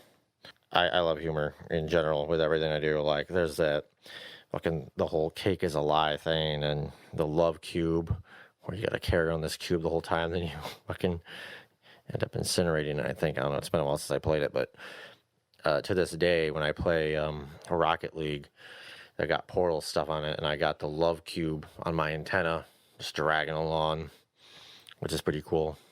And Just a little bit of self-serving nostalgia. in terms of like, so like, say you've never picked up a game before, you could pick up on this. If you played a lot of games, you could pick up on this. It's very accessible for anyone, and it's so fucking well done, and that's why it's really high up on my list. Joe, your number Brett Favre, number 4. Remember Brett Favre? I don't want to participate just because you said Brett Favre. Brett Favre was my hero. He was an artist at interceptions. Yes, he was. Yes, he was. Number 4 is Fight Night 2004 for PlayStation 2 I knew this was going to be here eventually. Xbox. See, this is a special game for me, Greg. Mainly because I'm good at games. I'm good. I used to be pretty nasty That's questionable. in a lot of them. Objection. Objection. I'd like to see your proof. Overruled, motherfucker. This particular game, if you ever want to play it, Greg, I'll allow it. there's only been one person I've played in this game that made me go, oh snap, he's not bad. But I'm fucking nasty in it, man. I don't know. Would you like to name this person and state their credit card number for the fans? I wish I knew his credit card number. His name is Paul. Shit. No, this game is there's something about boxing for me, right? I want to get into a gym and further my progress in it, but it's a chess match.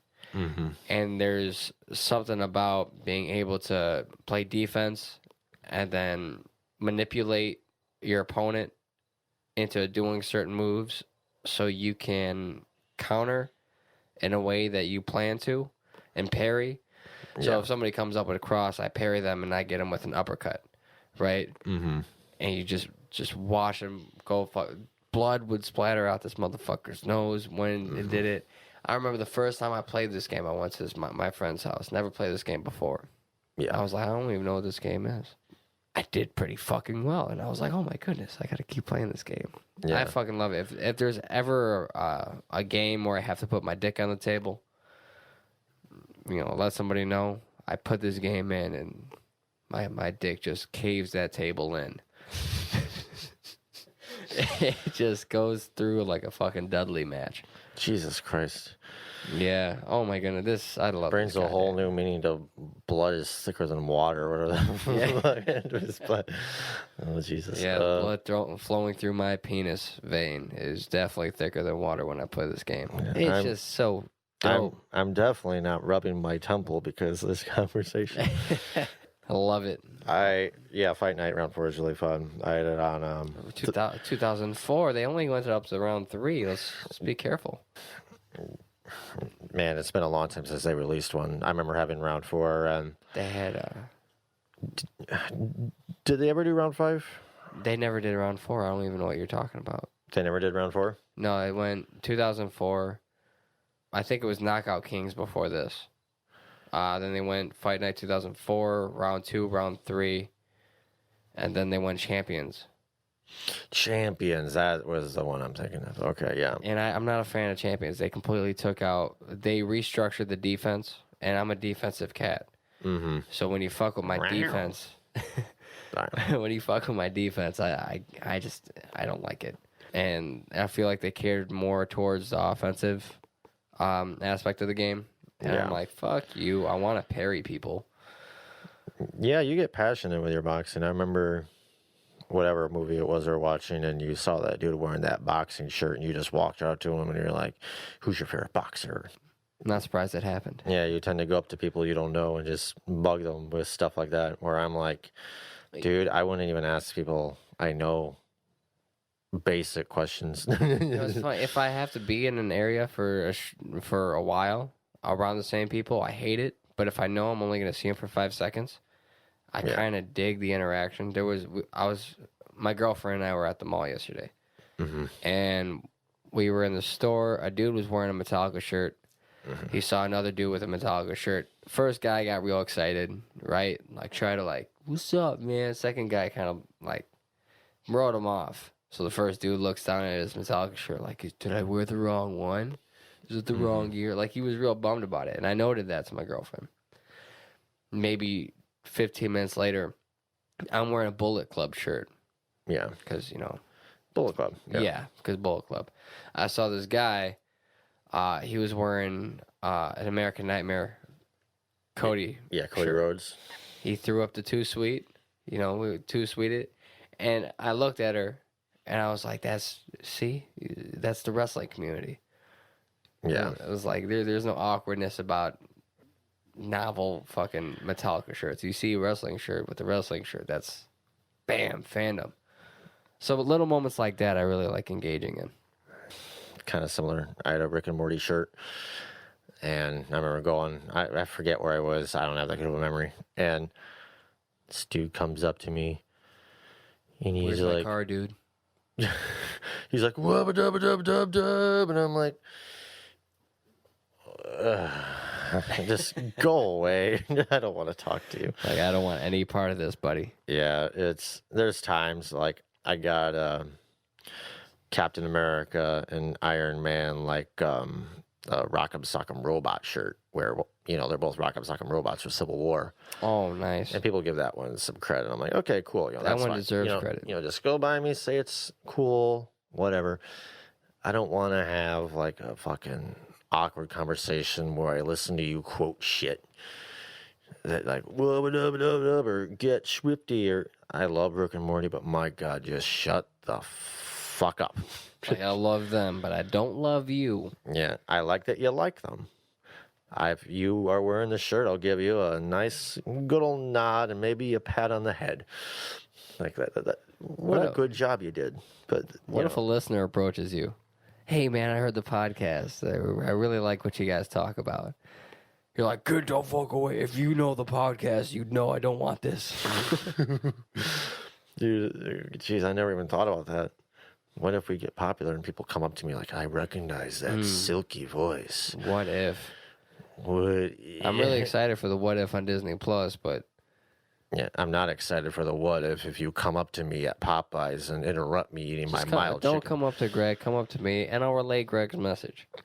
If you do, I'll give you a nice old smile and maybe You'll see him sweat a little bit. maybe a solid nod and a tip of my cap. And I'll give you a nice old day, maybe a spank on the butt on the way out. If you're a lady, If you're not wearing their cap, can they touch your head? if you're a lady, I'll say, I'm sorry for how long it's taken for civilization to catch up to you and the rights you deserve. If you're a man, I'll give you a spank.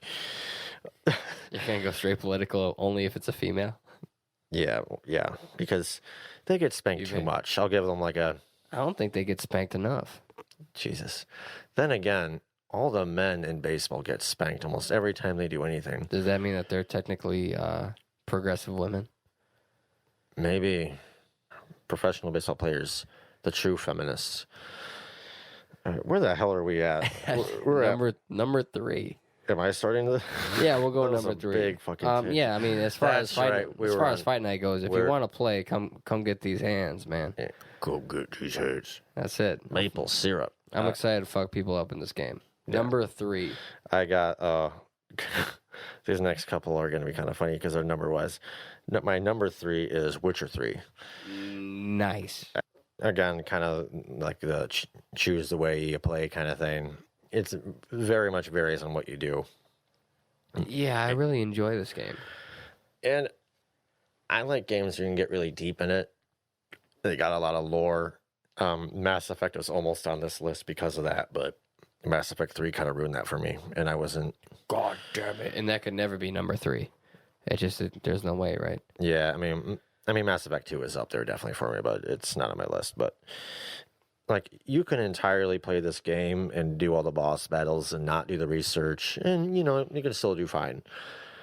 Or You can do like the research, get all the shit, the bombs, plan it out, and you will essentially, you'll walk into this monster's cave and he'll think you took his mom out for dinner and you fucked her in the ass. He'll be like traumatized, like, what the hell happened? You're like, I fucking prepared, bitch.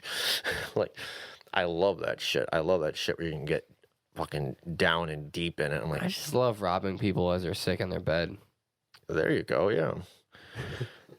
Two different. Just the whole family be eating dinner and shit, and I'll just run up and steal shit out their cabinets. Oh, there you go. Like, what are you gonna do? I'm fucking Geralt, motherfucker. I'm Henry Cavill now. Yeah, dangerous motherfucker. Dangerous motherfucker. I know there's an entire community of people that love these games just like they love the Dragon Age games and the Mass Effect games because you can fuck everybody. And that's kind of a... Wait a minute, you going around this game just fucking people? Well, I don't, but I know there's people that do that, like, for those games. Like, they try to get the achievements for having sex with all the characters, which is... I mention this because there is one sex scene It's in like the games. EA AIDS. There's... In the second Witcher, there's a thing where you're with Triss Merigold. She's a sorceress. And you're in this... She's a source for us, huh? Yeah. Yeah. You're in like a... sex story. Jesus Christ. This fucking episode is so goddamn sexual. It's going to be rated... I mean, we're already... M for mature? We're already rated explicit, but, you know... It's got to be rated M for mature. Yeah. It's a special case, Greg.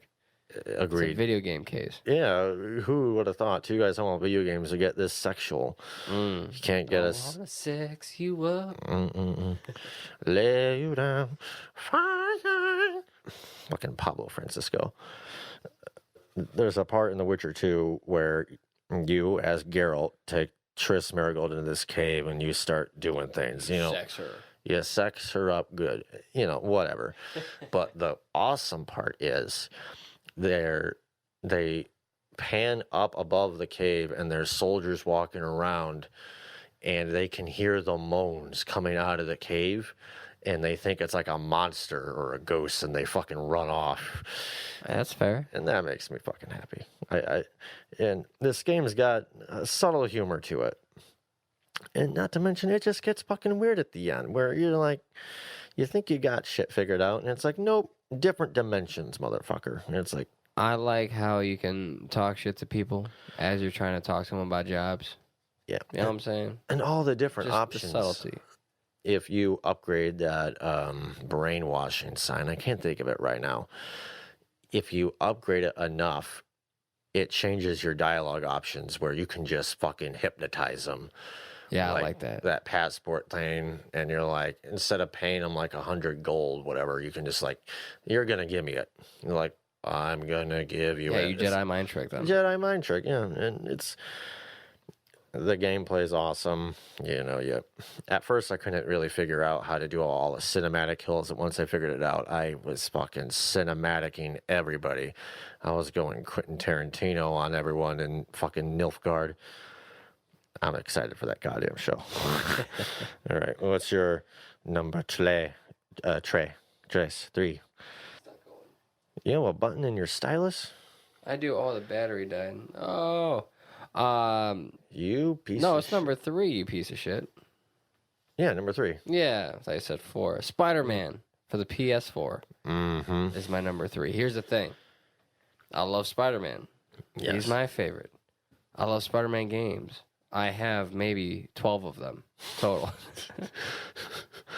I really have so many goddamn Spider-Man games. This particular one, never have I played a Spider-Man game and actually thought to myself, God damn it, I feel like Spider-Man.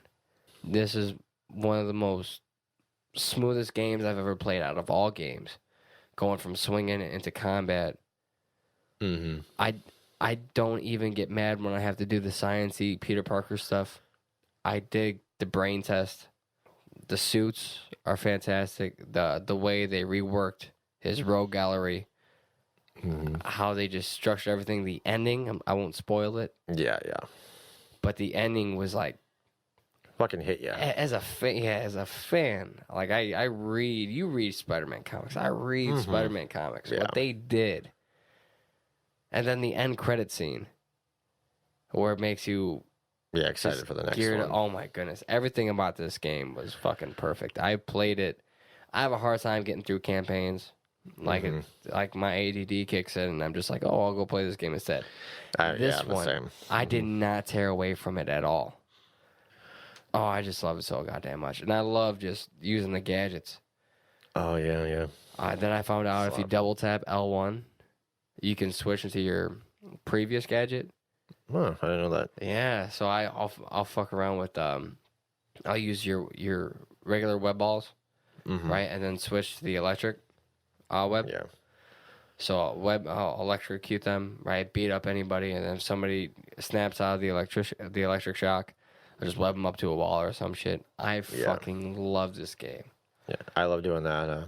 I'll jump down like a crowd of people, do that like thing that lifts people up, whatever the fuck it's called, into the air. Yeah, that gravity. And when they drop, it's the suspension matrix or whatever. Yeah, when they drop to the ground, I'll throw that web ball and it'll just stick them all to the ground. And I'm like, you've just been. I can't think of a good name for this, Spider-Man. They've been. They did the power ups, the suit power ups, to where you have like a special move if you click into 2 joysticks. Yeah, like a special ability for each suit is mostly unique. I think there's a couple that don't. And that's the other thing. They keep rewarding you throughout it with all this fucking shit. I love the electric punches. Oh yeah, you just go around and just beat the fuck. I got the one. Just the way they use electricity in this game, like they really just that you get the one where if you get touched, it shocks them, or you gain the ability of static by doing aerial attacks. Yeah. So when you come down and hit somebody, it fucking electrocutes them. Everything about this game, I don't have one fucking complaint, and I love what they did with Octavius. Everything with the 6, I think they did well, and I'm super fucking excited to see what they do with the next one with all those end credits. Who they need to bring into the fold. Yeah, and there's the teasers for. Do you want to talk about it with Norman? I feel like enough people have played it. You mostly touched on it. Well, no, I'm not going to spoil it, but I just want to talk about it. Maybe afterwards. Maybe we'll do like a deep dive into the Spider-Man game itself, and we could talk about all the spoilers with it. And like Spider-Man 2 was obviously the pinnacle before this. Yeah, I know there's a friend that, because it's a PS4 exclusive, and like there's some friends of mine that have Xbox and they want to play Spider-Man, but they don't want to buy a new system. So for them, it'll be like a special episode. Maybe we do a deep dive into it. I feel bad for those guys. I bought PlayStation 4 exclusively for the Spider-Man game. I did too, actually. I got it, I think last tax season, and it was coming out like in April, wasn't it? Yeah, somewhere around there. And I was like, I'm getting this. And God of War was also coming out around the same time. So I got these 2 awesome games like back to back, and I'm like, fuck yeah. What a treat. PlayStation did it right. Yeah, that year was fucking nasty. Nasty. You nasty boy. You nasty boy.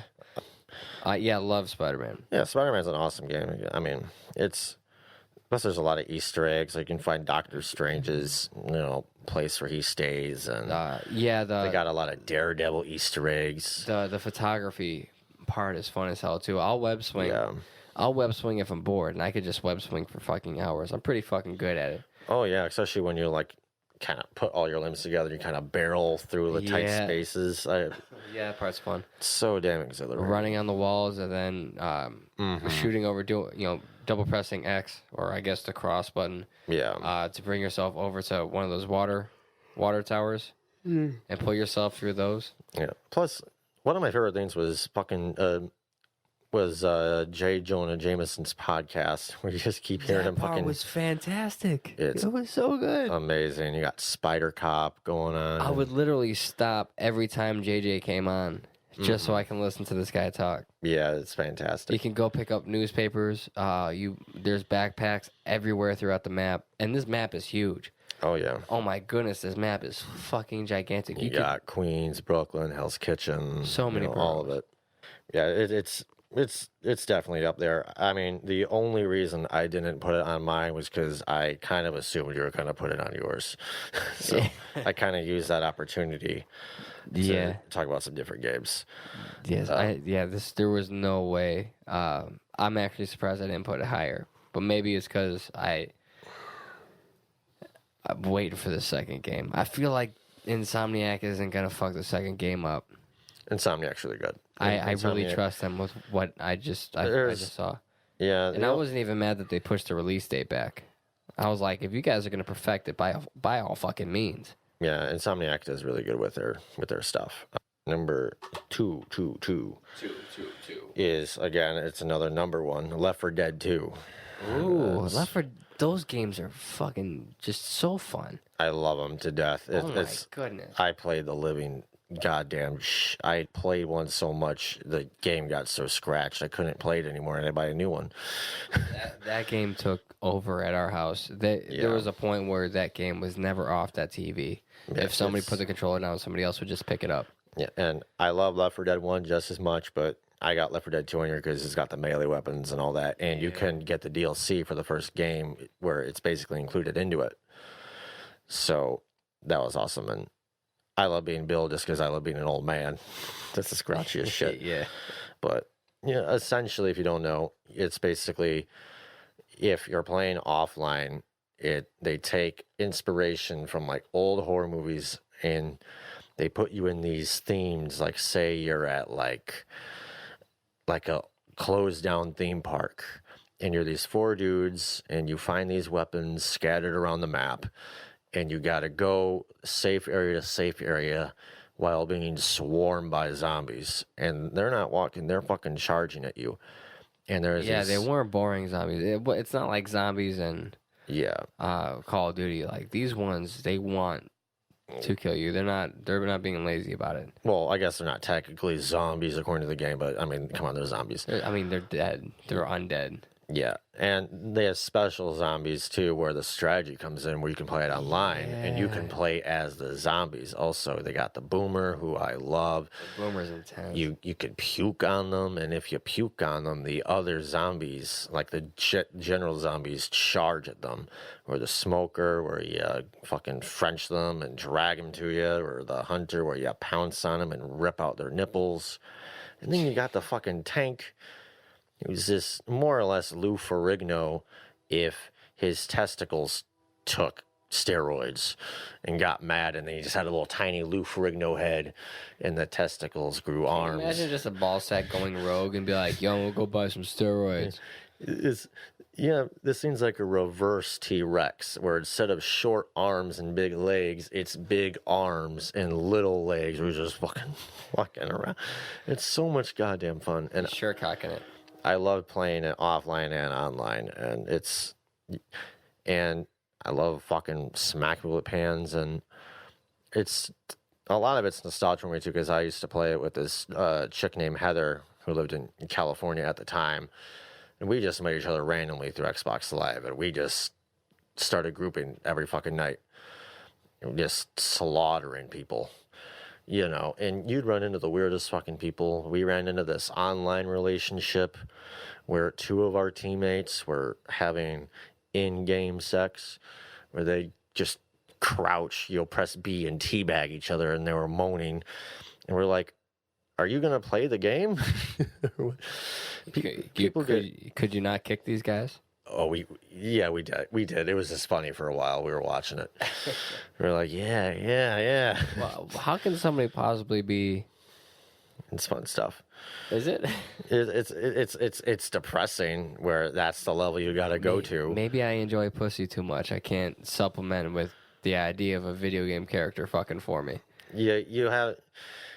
You got to be at a dark place, I guess. You got to be at a real dark place. But we're laughing at it, because, she's married and all that. And, at the time I just got out of high school. So it was just like, we're just fucking like, you dumb pieces of shit. But there's so many moments like that. And it's a game where you got to use teamwork a lot and on both sides, whether you're the zombies or the survivors.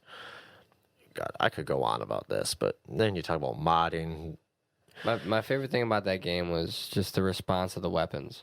Oh, you know, yeah. it was just seamless. It's my favorite game to use a shotgun in. Oh my goodness. I fucking enjoy the shit out of it. Yeah, I miss that game. What a good fucking game. It sucks they're not going to make any more, but Valve, I mean, we talking about a little bit about Half-Life 2, Portal, Left 4 Dead. These are all the same company, and they're not doing things anymore, which it's depressing. They're wankers, man. They're fucking wankers. Yeah, they're doing Steam, making, I think it's like 5 or 15% off every purchase. So, I mean, they're rolling in money, and they've earned it.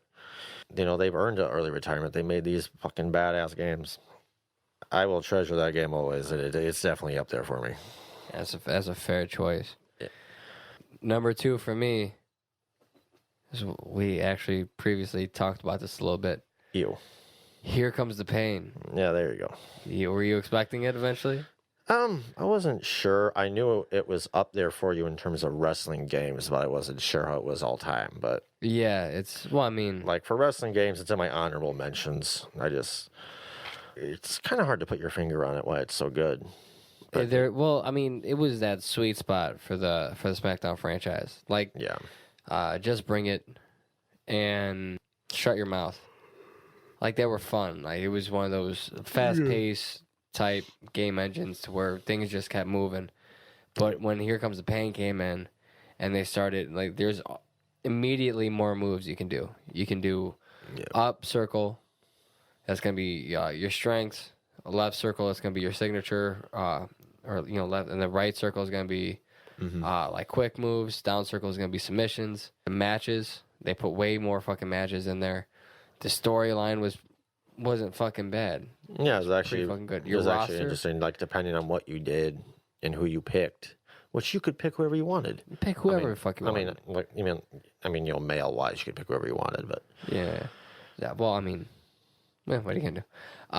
yeah. So if you pick like the Hurricane, it's gonna be different if you pick like Goldberg. No, yeah, you're gonna be lower on the card immediately. Yeah. If you pick a main eventer, you're gonna have a shot at the title immediately. Yeah. You have Goldberg for the first time. You have Rey Mysterio in the SmackDown games. You got fucking Brock Lesnar was a beast in this motherfucking game. Yeah. My boy Chris Benoit. It was fun playing this guy. Eddie Guerrero was fucking fun as hell. Eddie Guerrero was a lot of fun. Yeah. Batista was in this game. Evolution. That was the big. Yeah, Randy Orton didn't even have his own music yet in this game. Even playing as Tajiri was fun as fuck. Just buzzsaw kick the fuck out of somebody. Spinning on people, yeah. Yeah. The green mist. Oh my goodness. Yeah, there's just so many different things about this game. Yeah. There's an intensity about it too that just feels nice with the moves where the other ones kind of felt kind of cardboardy. Where, you suplex and like, yeah, but there's not a lot of impact to it. But in this, you can finally work your opponent's body part. Yeah, it's kind of like God of War, where when you hit them, it just fucking feels good.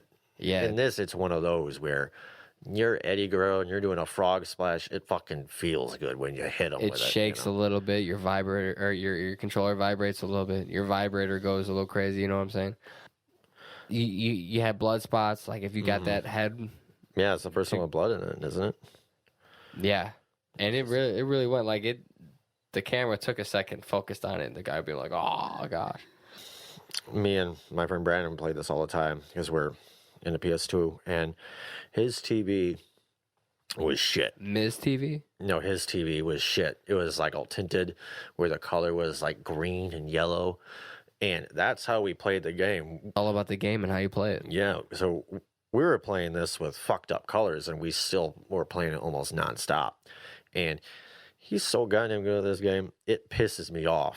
Where he challenged me to pick the best person I could pick, or whoever I want. I do that to people all the time. And he'll be like, he was Trish Stratus, and I was Goldberg, and he beat me. I'm like, how the fuck? He's just got the fucking knack for timing shit.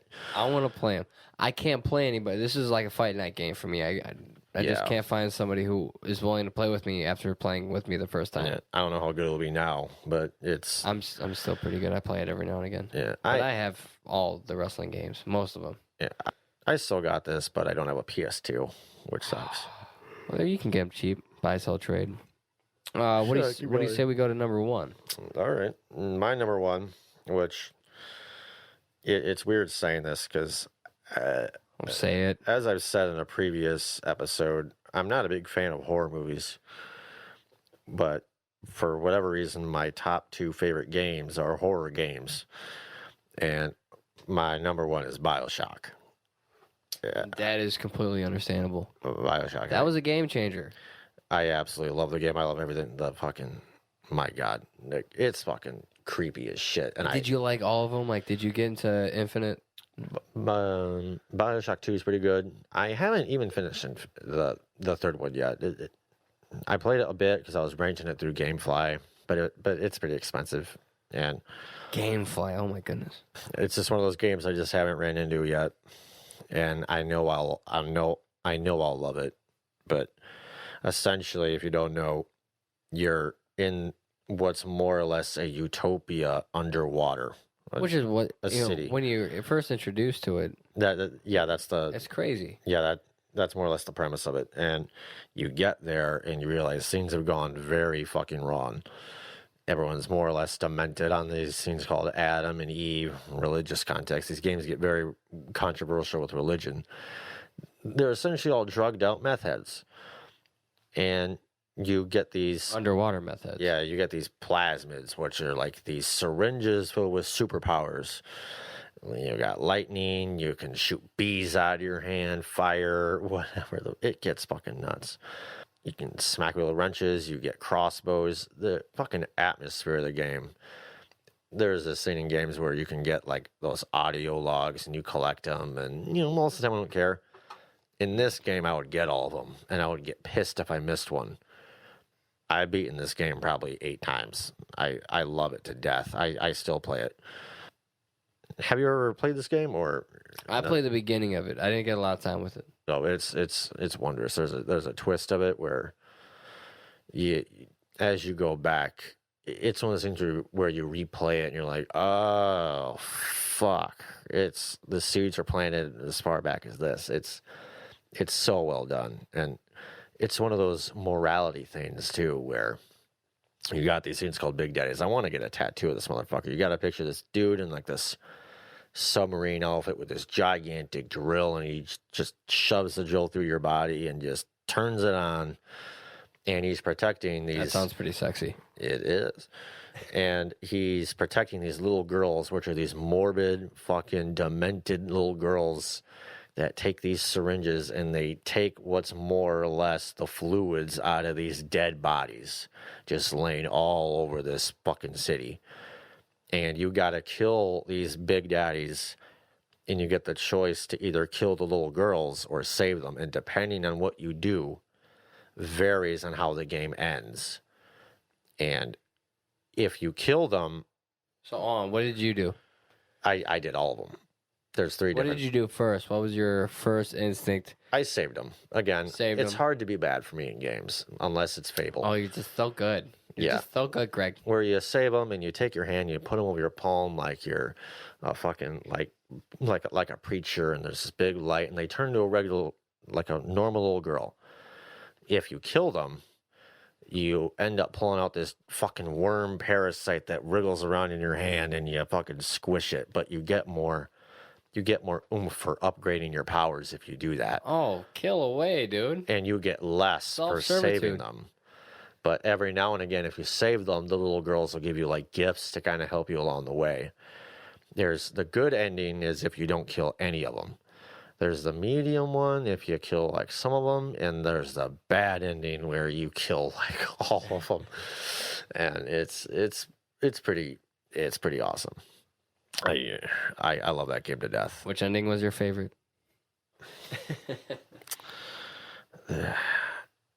I mean, the be careful that we might lose listeners. Probably the bad one. Just the way it's funny because it's kind of like getting your just desserts. Like, oh, you think you can fucking do that shit to us, huh? Well, we're gonna get some payback on you. But it's definitely it's amazing. It's definitely my favorite. What about you? What's your favorite one, Joe? Favorite all time? Favorite all time. Your favorite all time, yes. Which I'm a little surprised we haven't brought up this franchise at all yet. Halo 3. Oh yeah.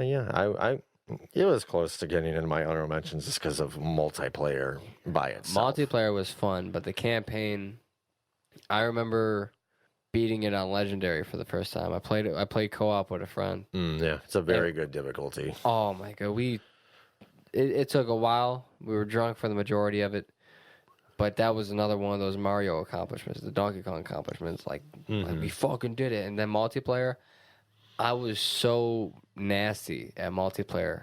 Yeah, like I would snipe people from across the map without scoping, type nasty. There was just so much. You turn on a Kill Switch album, or As Lay Dying album, and you just fucking tear through people all fucking day. This was like the game to skip school to. This was the game I would go home. Yeah, this is the game where they made up all those Mountain Dew flavors too. That's how big this game was. The game was so fucking good. You can watch YouTube videos of people singing the theme song in staircases. Yeah. There's one in the bathroom where all the boys are in there like, oh, and then it gets louder and louder and louder. I played on the 3 up to this point, so I was, or the 2 up to this point, so I was invested in the storyline. It felt like the storyline delivered. Everything was buttoned up, and it was just such a satisfying feeling playing this fucking game. They figured out, because Halo 2, the SMGs, there was a lot of recoil on these motherfuckers. Oh yeah. They figured out how to tune it down. The battle rifle was you shoot somebody 3 times with a battle rifle, they're done. Yeah, I love those fucking battle rifles. I use a 3 burst in Black Ops 4 because it just reminds me so much of the BR. God damn, I just love this fucking game. Plasma sorting people and shit. Oh, and they brought in the gravity hammer. Yeah, that was a lot of fun. Oh my goodness. And you got like Oddball and shit, which is like what's that? That show Red versus Blue made a Griff Ball. I love that fucking show so much. It's so fucking good. I think they put that on Netflix too. Oh yeah, it's great. I'll fucking go to sleep to that show. I love it so much. I wasn't that good at it, but I mean, I could hold my own more or less. I'd go like a solid, 10 for 7. And no, if I'm like one-on-one with someone, for the most part, if you're bad at it, I'll destroy you. Like, there's this dude. If you're bad at it, I'm pretty good at it. If you're bad at a game and I'm good at it, I'll beat you. Yeah, just so you know, warning. talking some shit. Parental advisory. You got Joe talking about laying his dick on tables. I'll lay my pinky on the table and I'll fucking stick it up your nose and twist it like, I told you I was relatively acceptable at this. There was this dude that I'll tell a story because I don't give a shit about him. He's a convicted pedophile now. At the time, it'd be weird if he did give a shit about him. Pedophiles deserve love too. He would talk so much shit in this game. He thought he could beat me, and he wanted to use like a sniper or a long range weapon, and I was stuck with a shotgun. I completely slaughtered the fucking shit out of him. I was so goddamn happy. The shotgun in that game too, man. I mained with that shit. I'm like, you motherfucker, you fucking got it now. You do the shotgun with the melee. Did you ever do that? Definitely. Just for the added. Yeah, pistol with that especially. Like, do, bam. I used to play Halo 1 on the PC, and just the pistol was the nastiest fucking weapon on this game. Shotguns or pistols, what I mostly use. And you can zoom in on it. Plus, you get the teabagger one. It feels so goddamn good. In 3, they figured it out to where if you teabag somebody, the head lifts up a little bit with you. It's so goddamn fun. They perfected a teabag. If you go through the campaign, you can collect all the skulls and shit. Yeah, it's one of those games where the Flood had such a horror aspect to it. Yeah, and you got the raids. Or not raid, like horde mode. What's it? Was that Gears that came out of that first? Or was that Halo? I'm not sure. Gears. Yeah, well, either way, it's a lot of fun. Or that Gears 5 looks really fucking good. Yeah, it looks all right. I played the first one, and the second one, I haven't played any of the others. The first one was played by everybody just for rite of passage. I think that was right after 3. It was around when Halo 3 was around. So, it was Gears, so it's like, well, there's not much else to play on here, so we'll play these 2 games. This is new. There's a chainsaw, my chainsaw God. the shit out of people. At first, I was turned off by Gears because there was this dude that used to bully me, and he's like, "You fucking chainsaw people," and it's all he talked about. And I'm like, pfft. But yeah, those are our top 10 games and some honorable mentions. Yeah. Yeah. Don't forget, these are our opinions. Stop sending me hate mail. These are facts. I want hate mail. If anybody wants to send me hate mail, make it real creative. Yeah, at least make it creative. Don't just be like, Greg, what's your email?